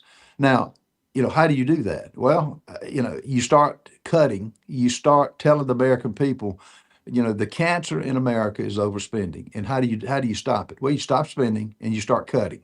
The Doge Commission was a joke in as much as we didn't take advantage of it. $9 billion cuts. I mean, Elon Musk did this country a great service and under the guidance of Donald Trump. And so you start there and you start going over each of the appropriation bills. We passed 3, John, 3. Because we don't want to face anything. You can't run from a problem and solve it. And the only thing we can do now is when we go back is, you know, I guess by the end of September, try to pass what we can. October 1 is the new the date for the new year, and then you know, I will sing the doom and gloom of what we face when they stop buying our bonds. And that's you talking about a earthquake. That's going to be a tsunami when that happens. And it's coming sooner rather than later. You're on the John Fredericks Media Network, trucking the truth across America. We're with South Carolina Congressman, Republican Freedom Caucus member Ralph Norman, running for the U.S. Senate. That runoff will happen on Tuesday. We will be there in Rock Hill at its headquarters, giving you all the action live. And we thank their team for allowing us to do that and getting into their war room. It's going to be fun. We really appreciate that. So, Ralph, let's get back to these bonds. I mean, you owned a business, you ran a business, you get this. I mean, we got to sell these bonds. We can't be selling them to China. You got to sell these to private investors in order to fund this debt. And the demand is softening. So if you were in the Senate right now, faced with this, what would you suggest we do? Call to action. I'd have a call to action to get real on the fact that this is happening, and let's say they get the interest rates high enough that the bonds are attractive. It's still the full faith and credit of the United States, which is doubtful right now, to be honest with you. So I'm not sure this isn't a good thing. to face it now because you know the people that are calling. I mean, Mark Sanford's done a great job of calling this out in South Carolina. I will continue to call it out and to say that the way you start is it's just like on a stairway. The first step is you got to take the first step, and it's examine all of our appropriations. It's examining where we can actually have some cuts. No more can we just offset the spending. We got to go far deeper than that. We got to start with the Doge Commission, identify, he went with USAID, but there are many other agencies that he cut personnel, cut expenses of the budget that made sense. We just couldn't get it past the House because you don't have enough Republicans that will join in. They hate the president so much that they're not joining in. The Senate, same way. And we control, the so-called Republicans control all three branches of government. Senate 53-47. We ought to be able to do something. I don't care if it's even closer than that, but that's a dilemma. And I've used this analogy. You really can't run the Kentucky Derby with Shetland ponies. You can try, but we're running it with Shetland ponies in many cases and lack of courage. And no, I would say I'm on the budget committee. I think we go back to work. Jody Arrington has done a fantastic job, but I tell you, it's been a struggle with getting zero help from the Democrats. They call waste, fraud, and abuse work requirements, which we put in Medicaid recipients. Get that, work requirements, 30 hours a week. That doesn't make sense. And so we started the budget committee and we hold the Senate accountable as best we can. When I get over there, what I will do is call it out. And we'll get the troops that are aligned with us, Ted Cruz, Mike Lee, Rick Scott, who have got the courage to do the right thing. And it couldn't come at a better time. We're going to lose the country if we don't. Let's get to Social Security. It goes bankrupt in 2032. If you do nothing, you're going to have an automatic. This is automatic. You can't do anything about it. If you do nothing, there's an automatic, I think, 22% cut in benefits from everybody. We have seniors in this country. You cut them 22%. They can't pay their rent. But this is real. Newt Gingrich pointed this out when he took over Congress in 95 or 90. What was that? 93. He pointed this out. 95. He said it was going to go bankrupt in 2032. Here we are. What do you do in the U.S. Senate before this happens? Well, first of all, anytime you've mentioned any type of change to Social Security, the Democrats and the media push the narrative. We're pushing Granny over the cliff. The idea of letting us invest money that we pay taxes on, and then having the government spend every dime. We got worthless notes in there now. And I would argue it's coming. They say 2035. I would argue it'll be here in 2030, 2031, well into the term of the next senator from South Carolina. But no, you start making changes on it. I think you take the caps off the spending. I mean, the salary cap, I think is 147,000. Right. There are other issues that we can deal with, but first of all, you got to have the courage to make some changes. First of all, you got to have the courage to put some plan in place that lets us invest our money, weaning the government off the millions of people that are on the Social Security right now. I've got a girl that works in my office that was with Social Security for 20 some years. She got some great plans, charging for the new recipients on the Social Security card. We give out millions of those. Incrementally you can make changes, but tell me anything that's happened with Social Security on either side, Republican or Democrat. Well, there hasn't been a single proposal. I mean, the easiest thing, right, which is what's going to happen is you're going to end up having to increase the the maximum at 147,000. 147,000. That's going to go up to 300,000. I mean, because you have to fund it. I mean, there's no way out of this thing. It doesn't have any money in it, and there's going to be a cut, and so nobody has the courage. Hopefully, when you get there, you'll be able to put forth a comprehensive plan. All right, I want to get to crypto. Let me say this too, John. Social Security, we've got to put it in writing. We got to have a plan. I can't just talk about it. I've got to have 1, 2, 3. This is what we're proposing. This is what we're going to vote on. And and at least give the people something to look at. And we can do that. And I think the ones in the Senate, the ones I mentioned, have got the courage to do that, regardless of what the press says, regardless of the midterms, regardless of the fallout. If you do nothing, there's a 23% cut in 2032. So you have to do something. So you need the our leadership money. there to act. Yeah, of our money. I mean, it's our money. It's our money. We paid it in. It's gone to God knows what, illegals and everything else. Okay, crypto, big meeting, White House yesterday. Should it be regulated? Should banks be involved in it? Should it continue to grow? Give us, I know that the senator who retired from Wyoming, Cynthia Loomis, I've talked to her. She was very involved in regulating crypto, being part of the banking system. What is your view on cryptocurrency in the United States as it relates to the U.S. banking system, Ralph Norman? I'm on the Financial Services Committee. We debated that. What we came up with, it's got to have some guardrails on it. You got to have the assurances that China's not going to take it over, and some guardrails that ensure that when people get educated on cryptocurrency, and a lot of them are making money in it now. Though a lot of these billionaires that are funding some of the outside groups, funding the left-wing organizations, have made money on it. You got to have guardrails in place so that you have some rules that people, when they invest in it, know that it's a safe currency to get into. And coming up to an agreement, a baseline agreement, has been hard.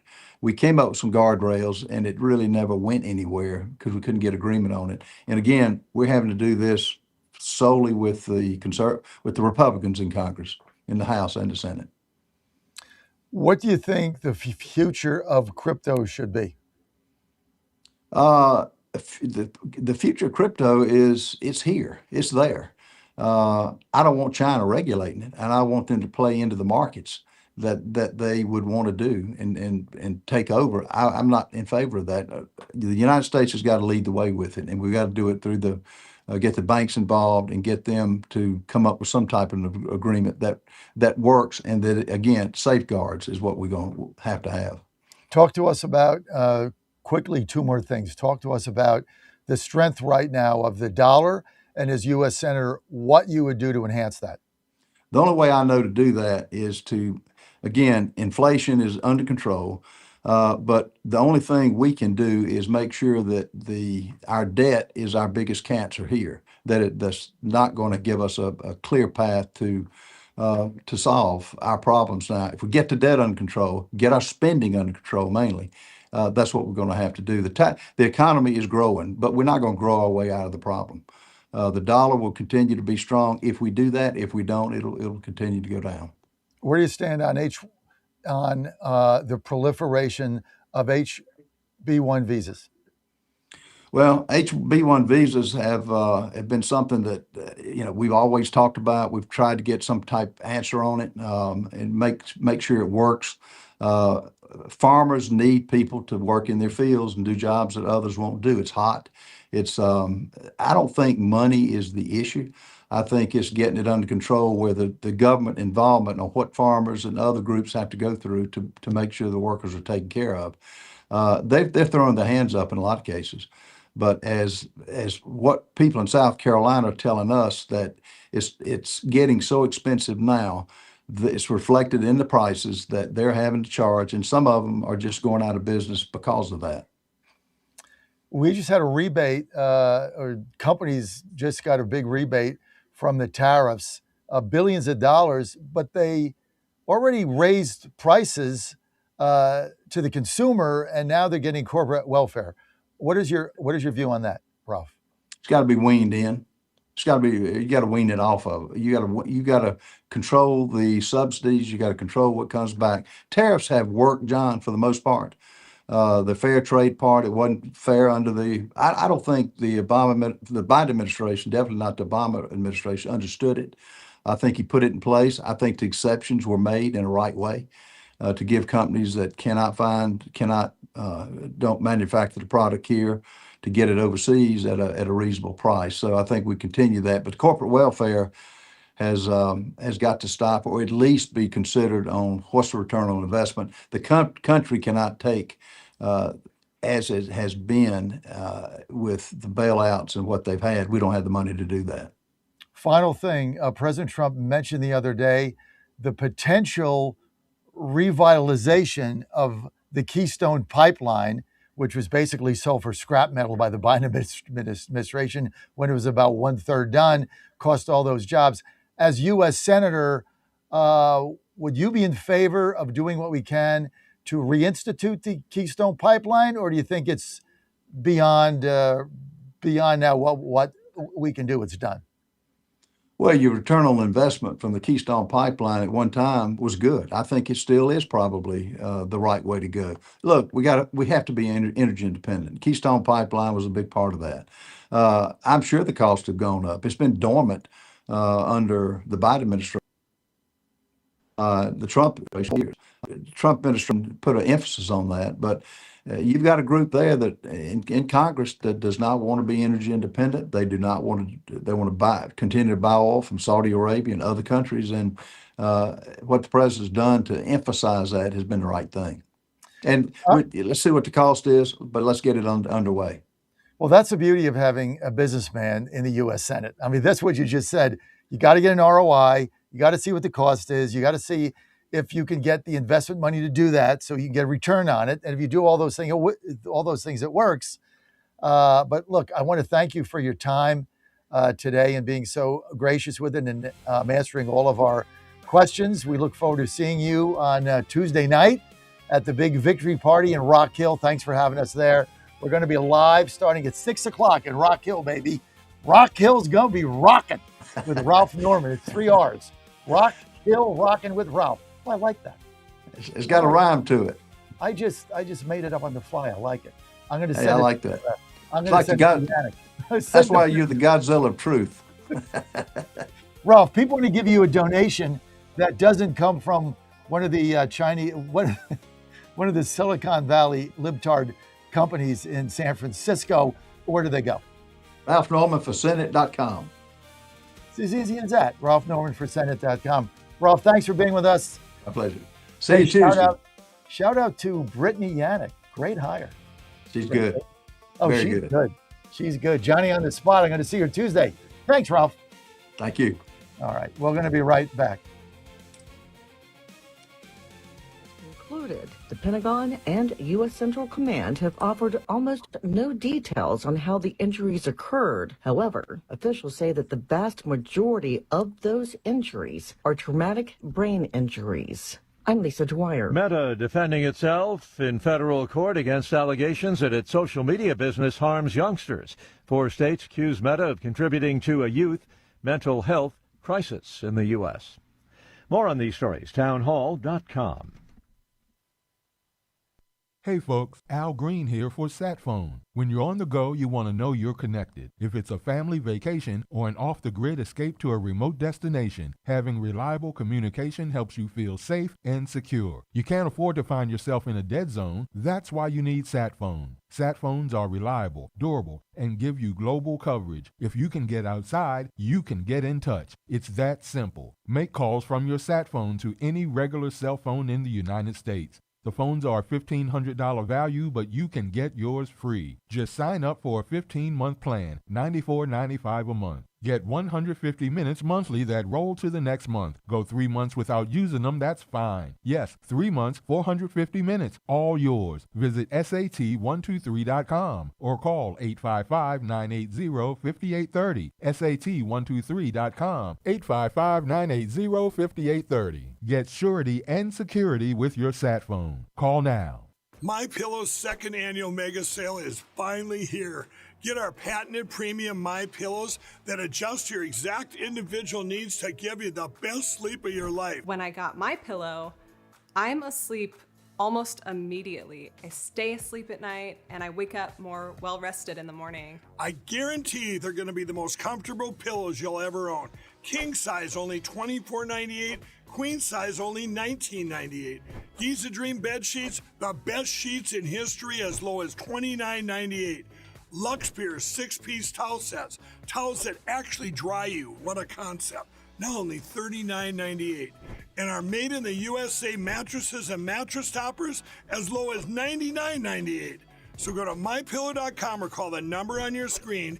Use your promo code to take advantage of our second annual mega sale.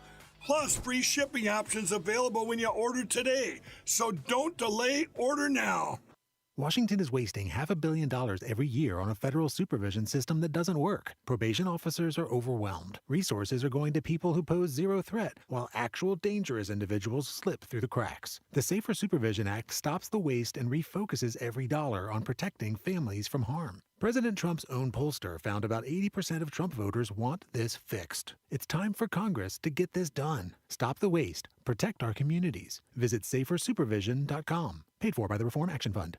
This is Crom Carmichael, CEO of Solti. We got a wonderful email from one of our customers up east named Joe, and here's what he had to say. I started taking Solti almost out of desperation with little hope because I was resigned to the futility that although I was up to taking 2 statins a day, high cholesterol was something I just had to learn to live with. In fact, when I turned 60, after taking a stress cardio test, my doctor called me on a Saturday, which of course is never a good sign, and told me that I was clogged more than 95% of the people my age. I had an angioplasty and a stent procedure done at that time. Today, my stubborn triglycerides are only 1/3 of what they had been before starting taking Solti. My prescription statin dosage has shrunk from 60 milligrams to only 10 milligrams a day. My primary care doctor that I have had for many years still can't believe the results, and neither can I. Thank you, Solti, for providing such a wonderful product. And folks, I want to invite you to take care of your heart also by going to GodzillaHeart.com. That's GodzillaHeart.com. Use the code Godzilla at checkout, and you'll get a 50% discount on your initial shipment. Thanks so much. The establishment has already picked their candidate. Same old playbook, same old insiders. I'm not their choice. And this election is not for sale. The stakes are too high for political games. The Socialist Democrats are a threat to America. South Carolina needs a proven conservative with a record of fighting for you. You shouldn't have to guess where your next senator stands. With me, you already know. I'm Ralph Norman. I approve this message, and I'm asking for your vote. Live from the studios of the John Fredericks Media Network, it's The John Fredericks Show. Grab yourself a cup of 1775 coffee, sit back, and get ready for the best 4 hours of talk in the universe. To be part of the show, just call our toll-free number, 888-480-5646. And now, here's the Godzilla of Truth, the Oracle of the Deplorables, the man who trucks the truth from coast to coast, John Fredericks. Well, good to have you on this Friday. We got the Virginia gang coming up. We got former governor, former U.S. Senator of Virginia, George Allen. We got Jim Hobgood. We got Saxman coming up. And don't want to miss this. Going to have a lot of fun. We got Paul in Georgia. He's got a question. We're going to go to him. Thanks for joining us today on this Friday. I'm John Fredericks, your Godzilla of the Truth in America, live in Washington, D.C. Just heard from Ralph Norman. And I don't know if you guys saw that interview. Let's bring in Paul in Georgia before we get to the gang. Paul, I don't know if you saw that interview I just had or that segment with with Norman. Oh, yeah. Could you? I was thinking of this.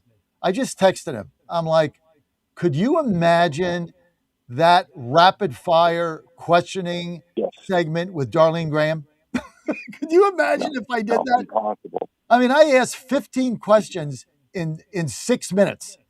Of all, and none of this, anybody that comes on with me, like there is no, these are the topics. I just don't do that. You try to do that, I don't have you on. Not interested. So we went from crypto to the bond market to the debt to there's a gamut of things, and of which she would have no idea what any of it was. John, why people would vote for somebody that doesn't have a clue is beyond me. Exactly. And he's all MAGA. You know what he reminds me of? Just my favorite senator in the Senate right now, and that's Tupperville. He reminds me of Tupperville. He is tough. He knows the issues, and it sounds like you can count on him. I think if I was in South Carolina, I would vote for him hands down.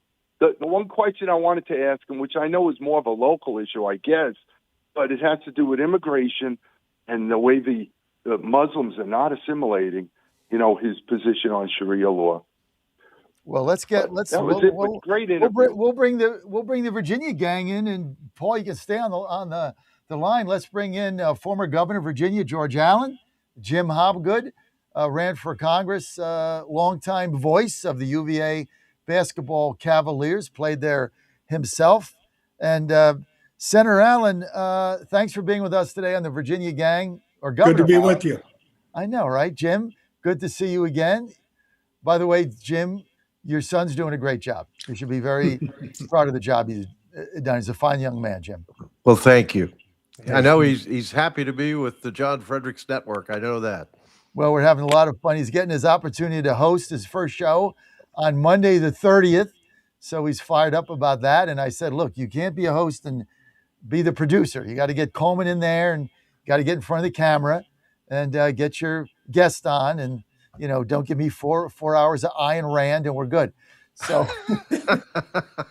here's the way, Jim, your son, and for you, John, my nickname for him is Steeler Dan, producer. That's man. Right. And That's if you right. do that, it gets him fired up.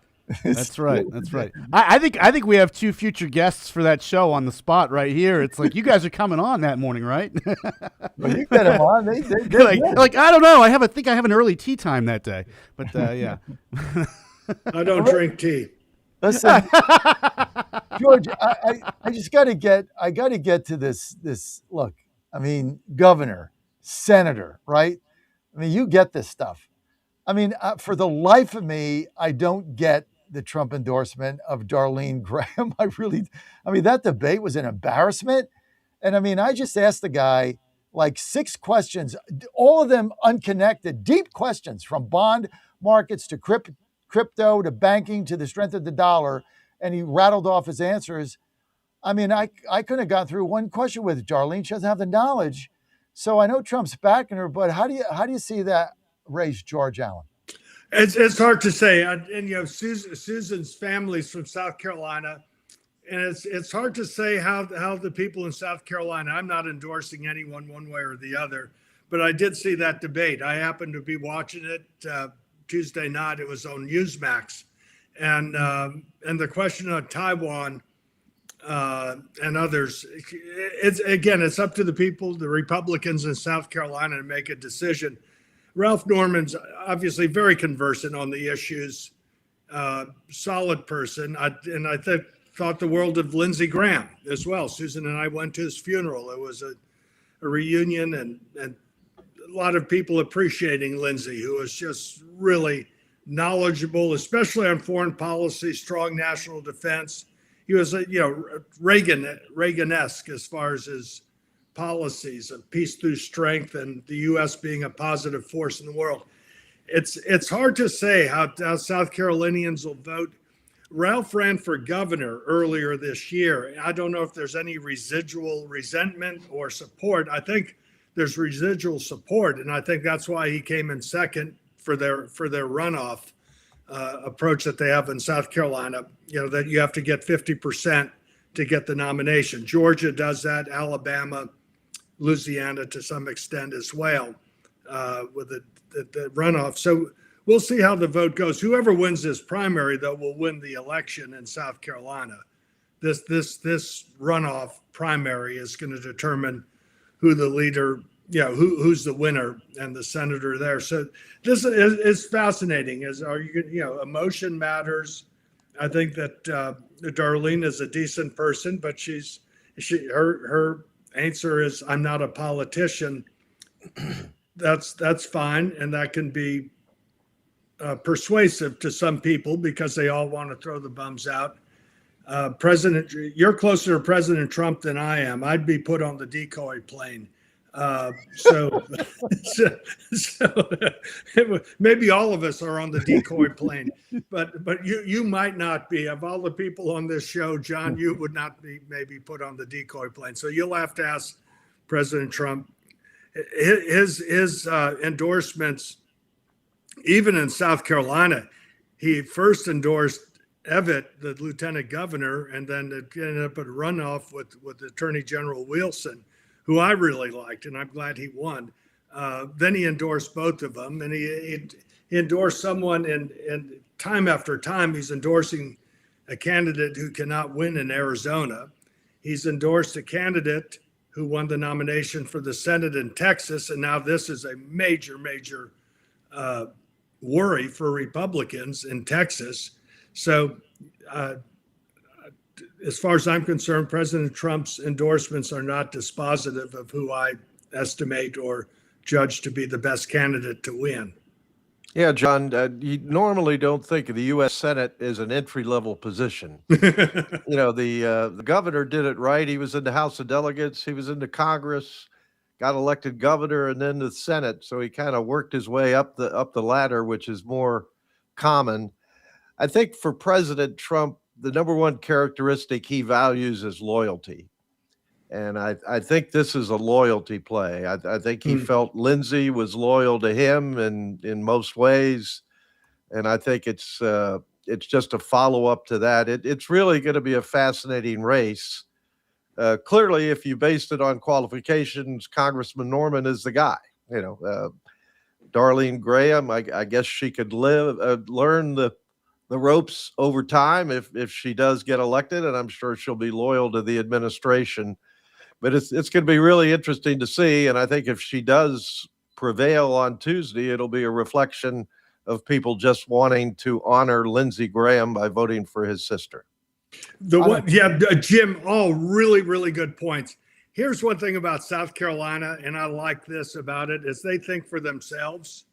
And even when they were fighting, and I thought it was admirable that they did not go along with the gerrymandering, they don't like the federal government telling them what to do. That's part of their history, and that lives on. And so somebody from the federal government telling them who to vote for or what to do, South Carolinians do think for themselves, and we'll see how the Republicans vote in this upcoming next Tuesday. And so we'll all be watching you. We want to get those results coming in from you and Rock Hill. Hey, John, one more thing. If the governor had been elected president in 2008, the country would be far better off. Oh, there's no doubt about that. Yeah, I don't think any Republican was going to get elected in 2008 with the financial meltdown. And a lot of presidential, like governor races, are a reflection on what people think of the previous administration, and so it would have been very difficult for any Republican to get elected in 2008. Let's go to let's just finish up here with Paul. Paul, I'll give you the final word on this segment with Ralph Norman. I know you wanted to just comment on it. Go ahead, Paul from Georgia. Darn it, John, he just hung up. Oh, sorry, Paul. That's Paul, but that's always how it goes, it seems like.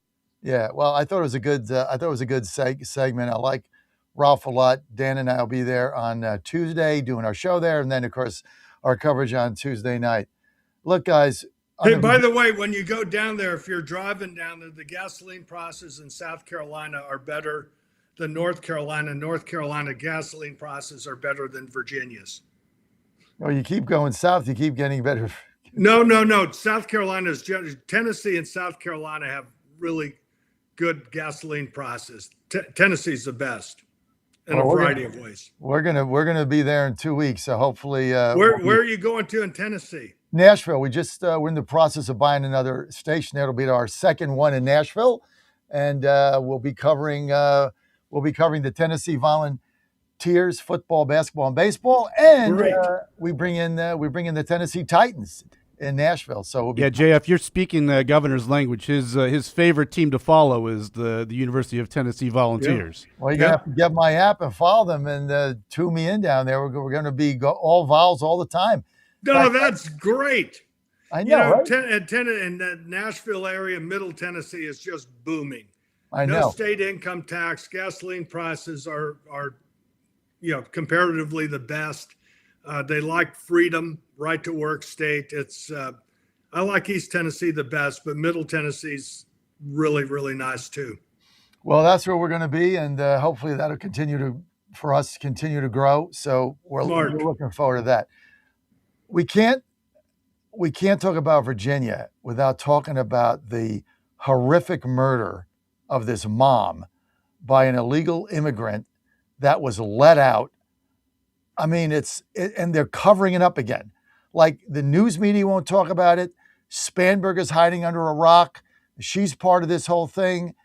I mean, I haven't seen a more horrific thing coming out of Virginia. And with these liberals in charge, this Toscano's letting people out of jail. Now we have a murder. This is unbelievable. And there's no media coverage on this, guys. None. It's like it didn't happen.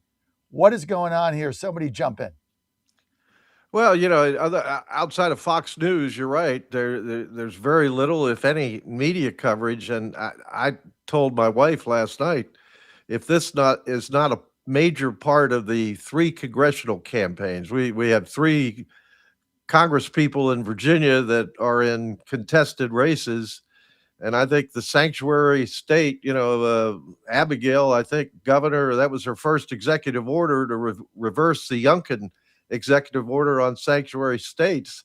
So I think they own this, and the Republican candidates in Virginia have to make sure they own it.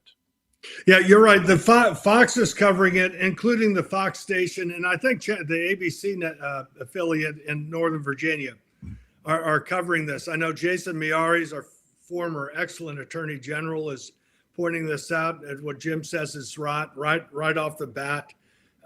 Governor Spanberger rescinded the cooperation with federal authorities as far as law enforcement is concerned, and that Commonwealth's attorney in Fairfax County is just a criminal apologist. And while the Democrats are these days saying, oh, we're no longer for defund the police, they are for defunding and limiting ICE and cooperation with ICE and immigration enforcement.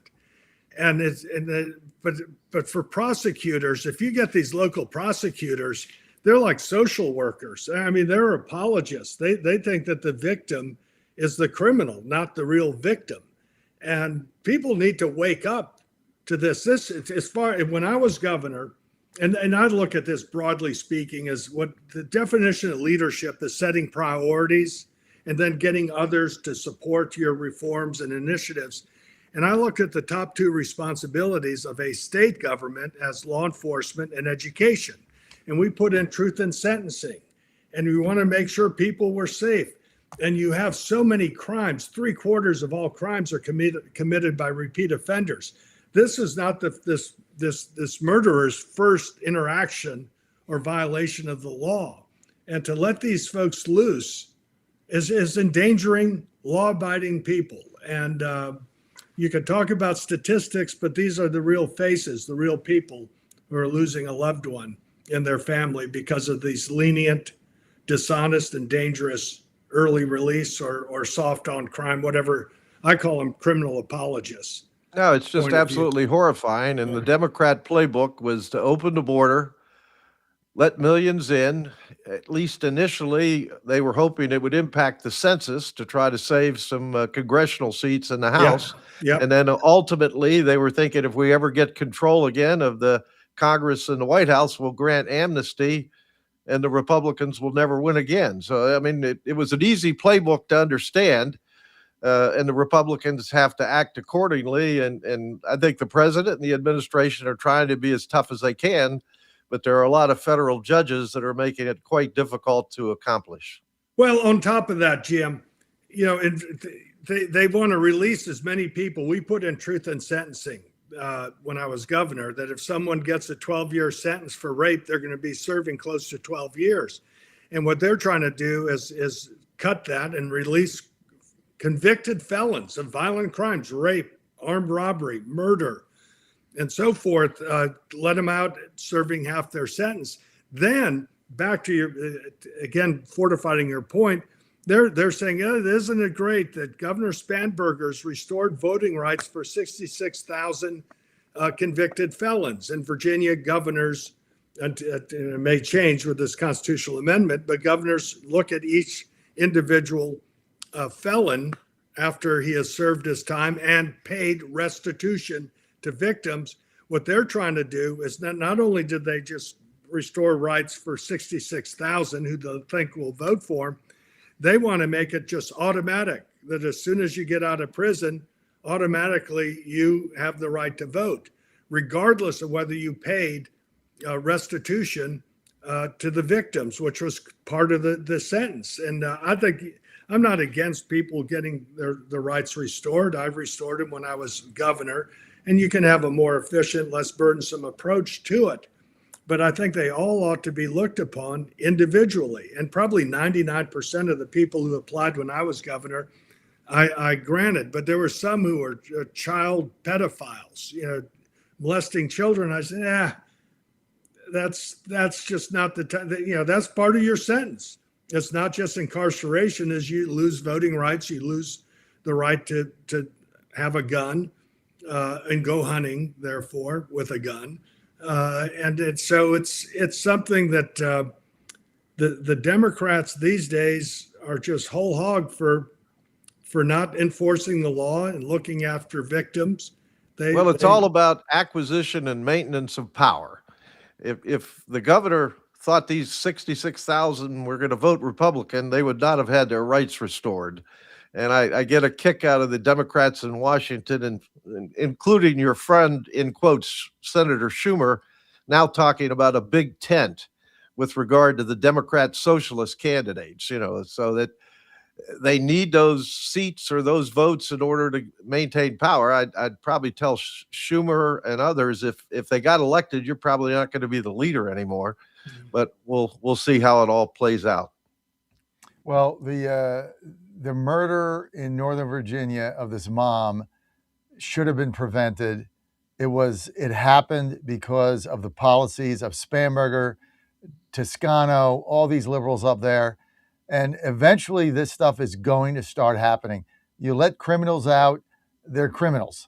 And so it was a horrific thing. And again, I think your son pointed out ABC 7, Nick Minnick is covering that. Thank you, Nick. Dan, try to get him on Monday, try to reach out to him, give us an update, but it's a absolutely horrible situation. Let's get politics, Virginia, before we take a break. We're going to start Virginia Beach, George Allen, one of the key seats, Jen Kiggins. Any shot the Republicans have to maintain the House, Kiggins has got to win that seat back. It's very close, toss-up, 50-50. She's a tough candidate. She's working her tail off. Is Kiggins going to win? Yes or no? And tell me why or why not. Yes, she's going to win, but it's going to be tight. I emceed an event. Speaker Mike Johnson was here in Virginia Beach earlier this week. They had me MC it. I made sure there was a bottle of Tabasco sauce on the podium to get him fired up. That for folks from Louisiana, you got to have Tabasco sauce.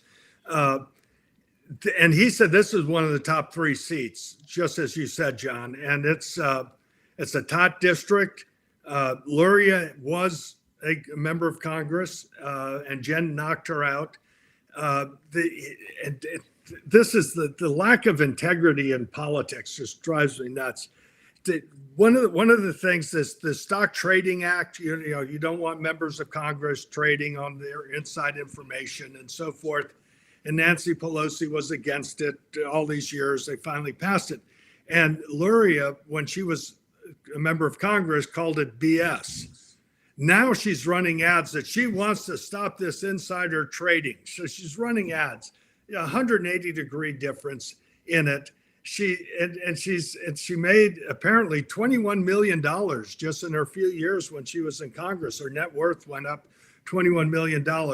Jen Kiggins is just an excellent candidate. She was a geriatric nurse, so she cares about people. She was a helicopter pilot in the United States Navy. No one works any harder than she does, from the Eastern Shore to Virginia Beach and Chesapeake and Isle of Wight and Franklin and Southampton County and Chesapeake, all this. And she's working hard, and they're going to be piling tons of money in. The Democrats are targeting this race as well as the first with Rob Whitman. But Jen ran 5% ahead of Trump, and Trump's not popular, generally speaking, in the eastern half of Virginia.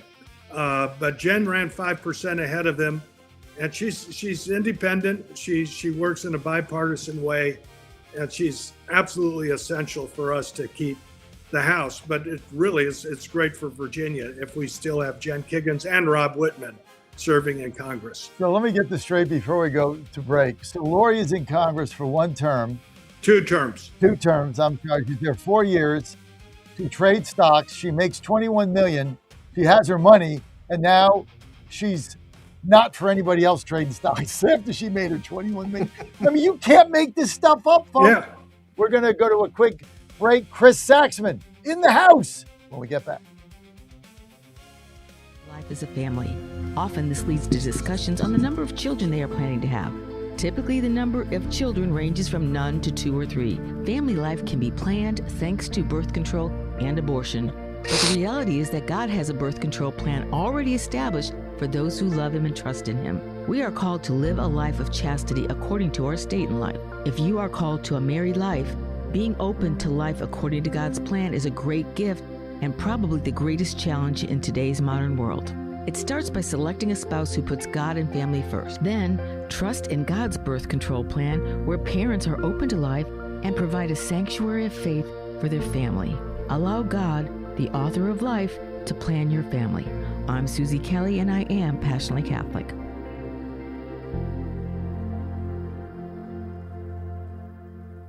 Hey folks, Al Green here for Sat Phone. When you're on the go, you want to know you're connected. If it's a family vacation or an off-the-grid escape to a remote destination, having reliable communication helps you feel safe and secure. You can't afford to find yourself in a dead zone. That's why you need Sat Phone. Sat phones are reliable, durable, and give you global coverage. If you can get outside, you can get in touch. It's that simple. Make calls from your Sat phone to any regular cell phone in the United States. The phones are a $1,500 value, but you can get yours free. Just sign up for a 15-month plan, $94.95 a month. Get 150 minutes monthly that roll to the next month. Go 3 months without using them, that's fine. Yes, 3 months, 450 minutes, all yours. Visit SAT123.com or call 855-980-5830. SAT123.com, 855-980-5830. Get surety and security with your sat phone. Call now. The Trump administration has brought positive changes when it comes to fixing our broken healthcare system. If we really want to make America healthy again, well, that starts at home. And that's where the Wellness Company comes in. You see and hear from the Wellness Company doctors all the time, and you know their products are the gold standard for keeping you and your family safe and healthy, giving you the opportunity to make sure you're prepared for whatever happens with their prescription medical kits. Additionally, the Wellness Company offers a variety of products, from parasite cleanses to methylene blue to weight loss and so much more. Make America healthy again starts at home. Do your part and protect the health of you and your family. Live a healthier, longer, and more satisfying life. Go to twc.health/Godzilla and order. That's twc.health/Godzilla. Use promo code Godzilla to save 10% today. Wagering at its finest, playing at the highest levels, under the highest stakes for more than a decade. This is the world Past the Wire has conquered, bringing you uncompromised thoroughbred authority and elite track data that anchors the game. But the modern wagering landscape is expanding. Every sport, every line, every prop, and every high-leverage future, we decode the metrics across the entire board. From game day spreads to the explosive new frontier of prediction markets and event contracts, we give you intelligence to dominate the modern financial exchanges. Because in the end, it's a battle. You versus the house. You versus the other players. In this arena, we fight with you. We are your ultimate edge. Welcome to the Ultimate Wagering Network. Subscribe to Past the Wire TV and turn on notifications, because when the dust settles, Nobody does it better. Saturday morning, 6 on the radio, 11 on JFMN.TV. Brett Favre goes play. He should have just held on to it, Paul. He should have. He could have easily gotten 5 or 6 yards. Don't touch that dial. You found your home of the truth. Do you solemnly swear to tell the truth, whole truth, and nothing but the truth? With the best analysis in America. You can't handle the truth. And now back to the John Fredericks Show. And we're back to the Virginia gang. And Dan Hobgood, I can't see that play enough without laughing every single time when the Minnesota It's pretty now great. Go just bananas like this. Symphony! And Hey, with John, I me, might this I might is add that Detroit. the governor is a former quarterback, and he would probably agree it's a lot easier to play quarterback from the press box. Oh, come on, Yeah. man. The best line ever is, "This isn't Detroit. It's the Super Bowl." Super Bowl. Poor That's long-suffering back when the Vikings fans. That's back when the Lions were winning like 3 games a season. Exactly. Okay. Back in the day, we got the Virginia guy. We got Saxman is here. Jim Hobgood. Everybody knows Chris Saxman needs no introduction. Also, former Virginia governor and U.S. Senator George Allen, now in Virginia Beach. But before we go to that, guys, just let me make a couple of announcements before we run out of time. Number one, we just launched our new TV app, which is jfmn.tv. Google Play if you have an Android or the App Store.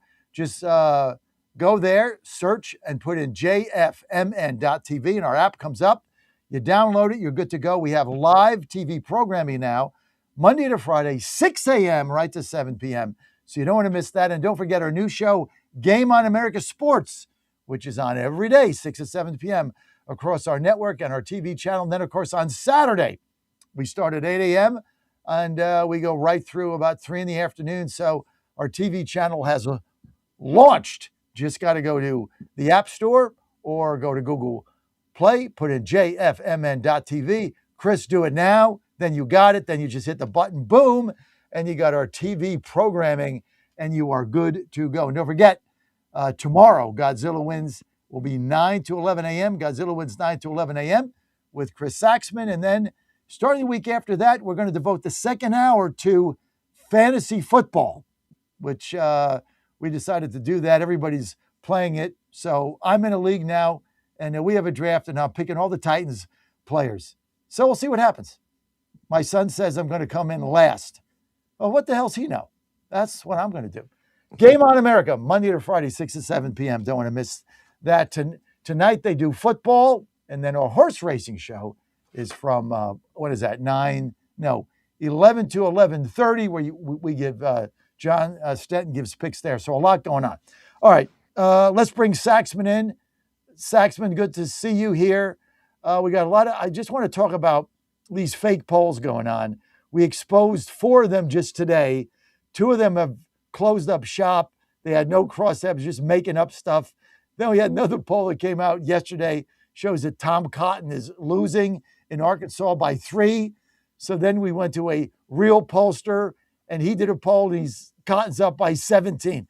I mean, what is the deal with these fake polls, man? Well, you can create whatever you want out in an outcome in a poll, depending upon the universe that you decide to poll. Legitimate ones like VCU polled Abigail Spanberger in Virginia and had her at 44 favorable, 47 unfavorable. When you look at the methodology, and this is why you look at methodologies, they polled adults, which means anyone over the age of 18 who picked up the phone and answered the poll. Now, a vast majority of them were registered voters, but that's the nature of the differences in these polls. You can go adults, you can go registered voters, you can go likely voters. That's the first step in the methodology, and then you have to break it down from there. So it's really incumbent upon folks like in the media like yourself to break these polls down and explain the methodology and what's really going on in the polls. Sometimes it's a shady business, but was said in the series The Crown when Harold Macmillan was taking over for Anthony Eden, there is no justice in politics. So, but these are fake polls, Governor Allen, to create a phony narrative. I've been saying it for a year. Now they're finally getting exposed. A lot of these are clickbait. The earlier in the week, we had a polling company called Median Strategies. Nobody ever heard of them. They just pop up, and they're now a polling company. So they go on social media and they publish a poll and says, "Oh, Karen Bass up by 12 in L.A." Then they publish a poll of Francisca Hong up by 20 in Wisconsin. Well, the fake news that wanted to believe them went with the polls. They just published them out. They social media them out. They talked about them on their shows. Mm-hmm. They never went to there were no crosstabs. And then the guys just said, well, we went out of business, but we just made them up. It was a social experiment. And so they just make this stuff up, and the fake news is so stupid. They just want to believe whatever they want to believe, and they go and run with it. And, they're obviously out there. They were out there to help those candidates win. I mean, Karen Bass was on TV saying, see, this poll shows that people in Los Angeles are coalescing behind me and all the hard work we've done. And it was basically to crush Pratt, who was like tied with her in the real polls. So what do you make of this phenomenon now? Okay, first of all, what Chris Saxman said is exactly correct. The polls I actually I think are most credible when it's first of all, have likely voters as opposed to registered voters or everyone. That if you actually care about polls, not about sentiments, but who's going to win in an actual election, and I've said this many times, the world's controlled by those who show up. So if you're trying to predict who's going to win an election, you want a poll, first of all, that is looking at likely voters, not all people who are adults, not registered voters. Then you look at, do they have the right demographics in it? How many are Republican voters, Democrat voters, and in a place like Virginia, independent voters matter the most. And then look at the regions. Northern Virginia is going to be different than Hampton Roads. That's going to be different than Southwest Virginia. And the Shenandoah Valley will be different than Charlottesville, which will be far left, or the Charlottesville area. The one thing I look at on these polls, it's real clear politics. I keep this on to look at the latest polls, and they'll have polling averages with it. The primary polls are harder to figure out who's going to show up in these primaries. And I use the phrase splatter vision. You just take a kind of a view. Are there trends that you see over a period of time in different elections? And, and things will happen one way or the other with these polls. But the polls are important for campaigns and for fundraising. If they look like somebody is far, far behind, no one wants it. You like your horse racing. Are you going to bet halfway through a race on a horse that's in dead last? No, you're going to be looking at who's got the momentum, for the final stretch.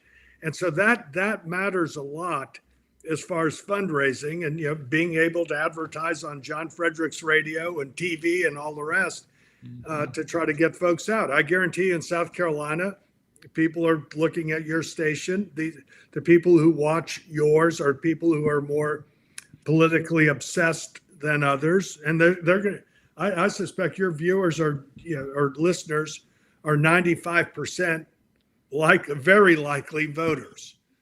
They're informed, they care about the issues and the arguments and the ideas and the candidates. So I put some weight in polling, but then you look at the history of different areas, and I'm keeping track of these Senate races. I think Maine's a key race. It's going to be tight the whole way through. And, historically, Susan Collins polls low, but people ultimately vote for her. North Carolina, our friend Michael Watley's, is consistently behind, and we know North Carolina is a battleground state.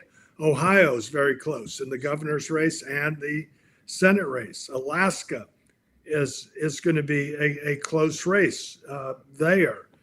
Texas has turned into a nightmare as far as I'm concerned I mentioned that earlier. Iowa's going to be close. Kansas could be close.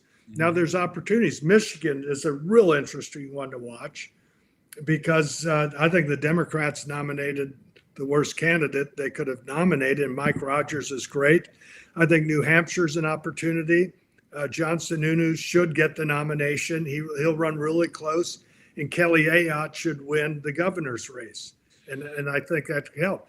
Minnesota, Tafoya is an excellent candidate. She's articulate. She comes from your profession, the media. And the Democrats nominated a far left nut. Now, Minnesota votes about the same as Virginia, so it's tough.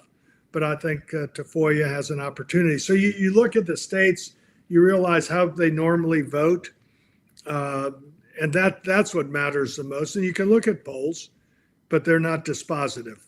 It just gives you a sense of that time. But you have to look at a whole bunch of polls to see if there's a trend or a validity to any particular poll. John, a lot of these polls these days are designed to either build or crush enthusiasm. You know, I think you get the sense with a lot of these polls that they have an outcome and then they build a sample to produce it. And you have untold number of polls recently, even the Democrat polls up in Michigan and Wisconsin before their primaries were way off.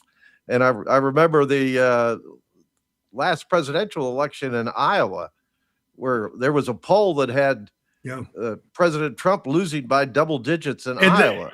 And that was a credit. That was from the That was Des Moines credible. That was Register. the Des Moines Register. Yeah. Yeah, that wasn't some unknown polling group. That's so why do you think that? Did they was that just a fluke that they were that far off? Obviously.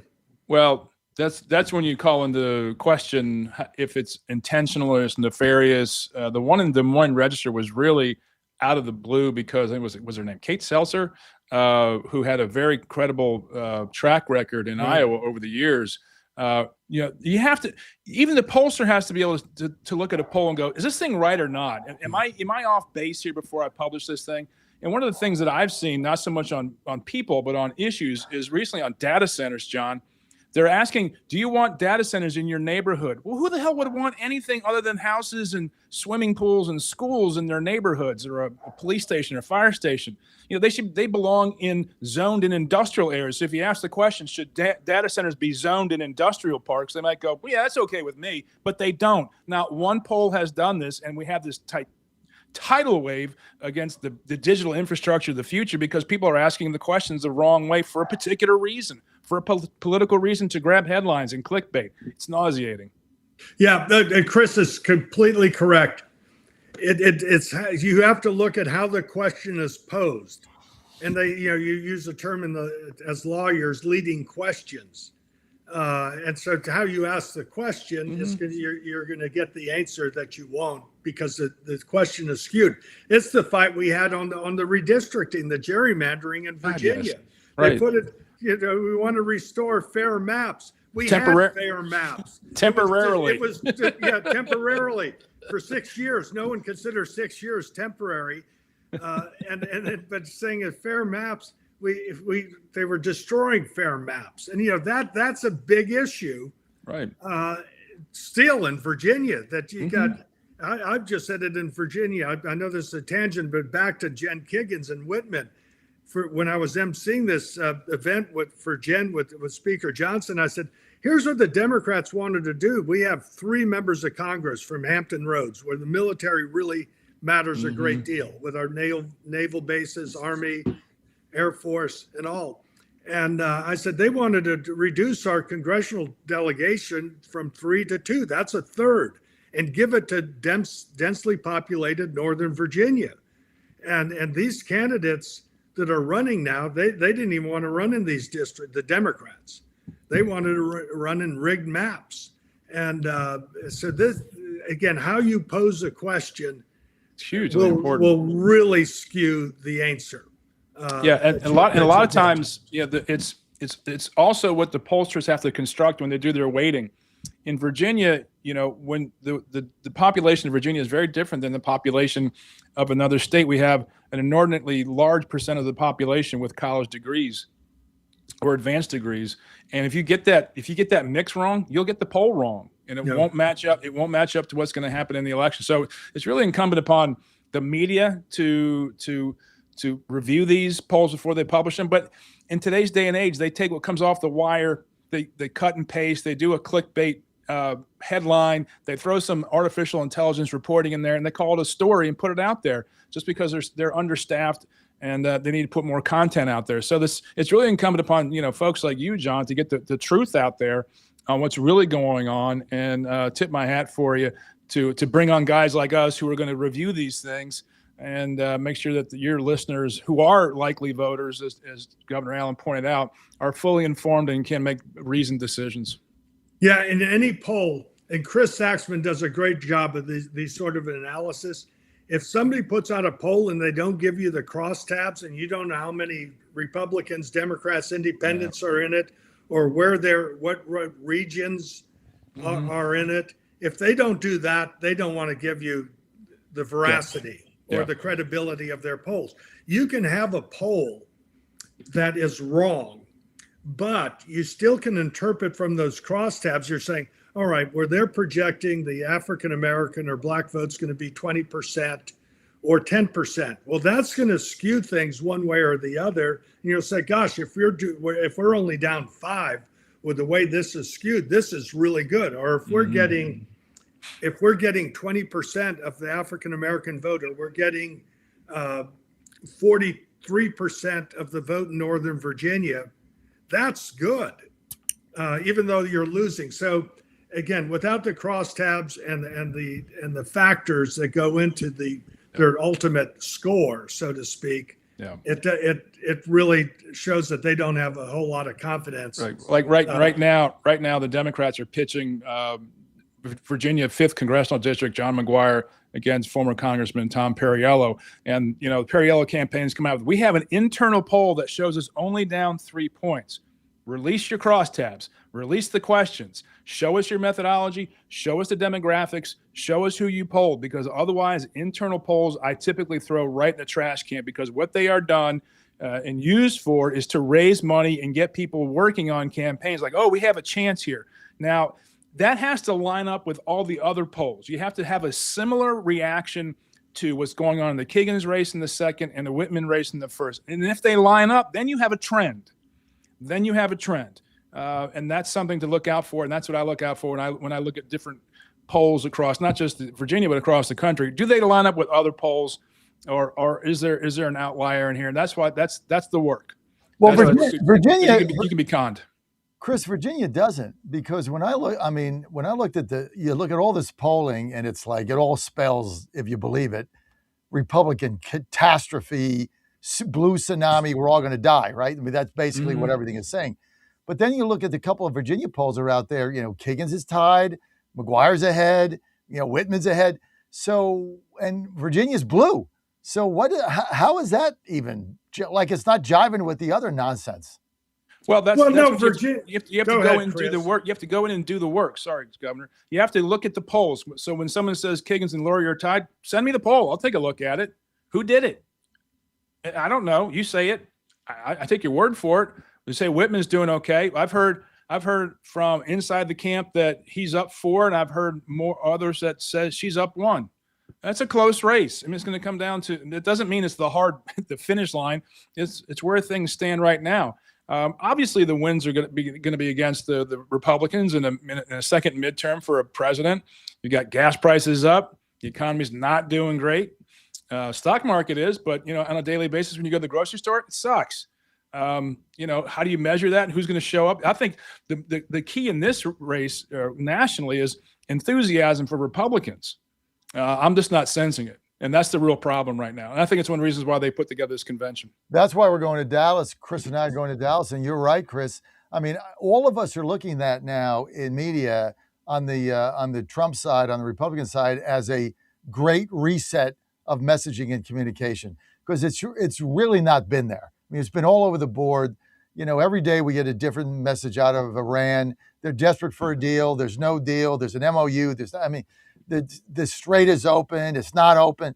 It's all nonsense, right? Strait's open. Oil's getting through. Prices should be coming down. But I look to Dallas to be the launching pad and the reset, and then get with the campaign. And if the Republicans can get the enthusiasm coming out of Dallas, they had coming out of Milwaukee, across the board with the grassroots, I think we have a shot to turn the corner and outperform where everybody says. Well, the message, I think, John, has to be more than just we suck less. And you just can't. It's a binary choice in America, unfortunately. I think we need more choices in our political elections, but just for the good of the nation, for the good of the conversation. But frankly, the Democrats have a worse favorability rating than Republicans or President Trump, and no one's talking about that. No one's talking about that. It's strange that the national media would not be talking about how bad the Democratic brand is. They want to focus on Trump and the Republicans.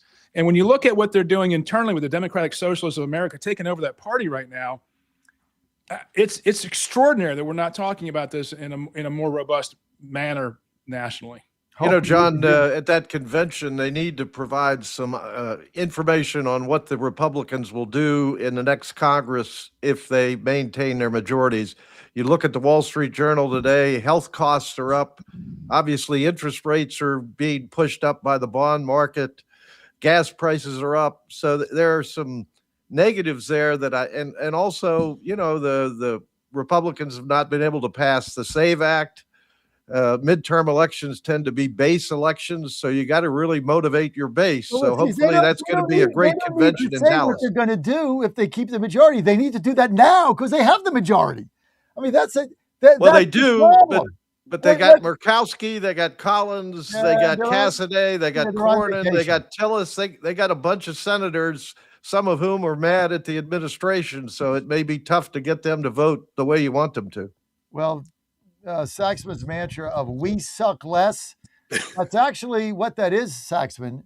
That is really the story of the Houston Astros in the AL West division. We suck less than everybody else. We're under 500 and lead the division. Unbelievable. That's basically our mantra. But look, I agree with you guys. I mean, things have got to change. But the bottom line is, if we're not doing anything now and we have the majority, the enthusiasm is just not going to be there. That's why this whole Thune thing and the vacation thing, I went crazy over this because our base is not motivated because they're seeing majorities and nothing gets done. That's the problem. Well, they need to celebrate their successes. Fair. And they haven't done that. They have done a whole lot. Yeah, the Save Act, I understand that. But if they didn't pass the tax bill, people's taxes would have gone up $3,000 or $4,000. And to some extent, people don't know how bad it would have been, so they don't appreciate it. So if taxes had gone up $3,000 or $4,000, and then all of a sudden and they see they get more take-home pay, people would appreciate it more. And I think each of these individual candidates need to run their own races for the issues and sentiments that matter in their particular states or districts, and have that as a contrast to those who may not think Thanksgiving ought to be a national holiday and want government-run grocery stores and government-run medical care. On that, we'll call it a wrap. I want to thank the Virginia gang. George Allen, former Senator, U.S. Senator, Governor from Virginia. George, thank you. Our best, your lovely wife, Susan. Jim Hobgood, former candidate for Congress. Thanks for being with us. The one and only Chris Saxman, who we'll be seeing tomorrow. Don't forget, 9 to 11 a.m. tomorrow, Godzilla wins. Don't want to miss that. Me and Saxman are going to be there. Frank, Zach, and Nelly, our whole team, WVSN. Don't miss that. Download our free app, jfmn.tv, TV live, 6 a.m. to 7 p.m. Download it now. Guys, I'll see you tomorrow. Have a great day. Wendy Bell Live next. 3.5 FM Goochland and WJFB. Breaking news this hour from Town Hall. I'm Rich Thomason. An alleged ISIS-inspired terror plot foiled. In New York, a 35-year-old Albany woman is under arrest, accused of plotting an attack on the state capitol, looking to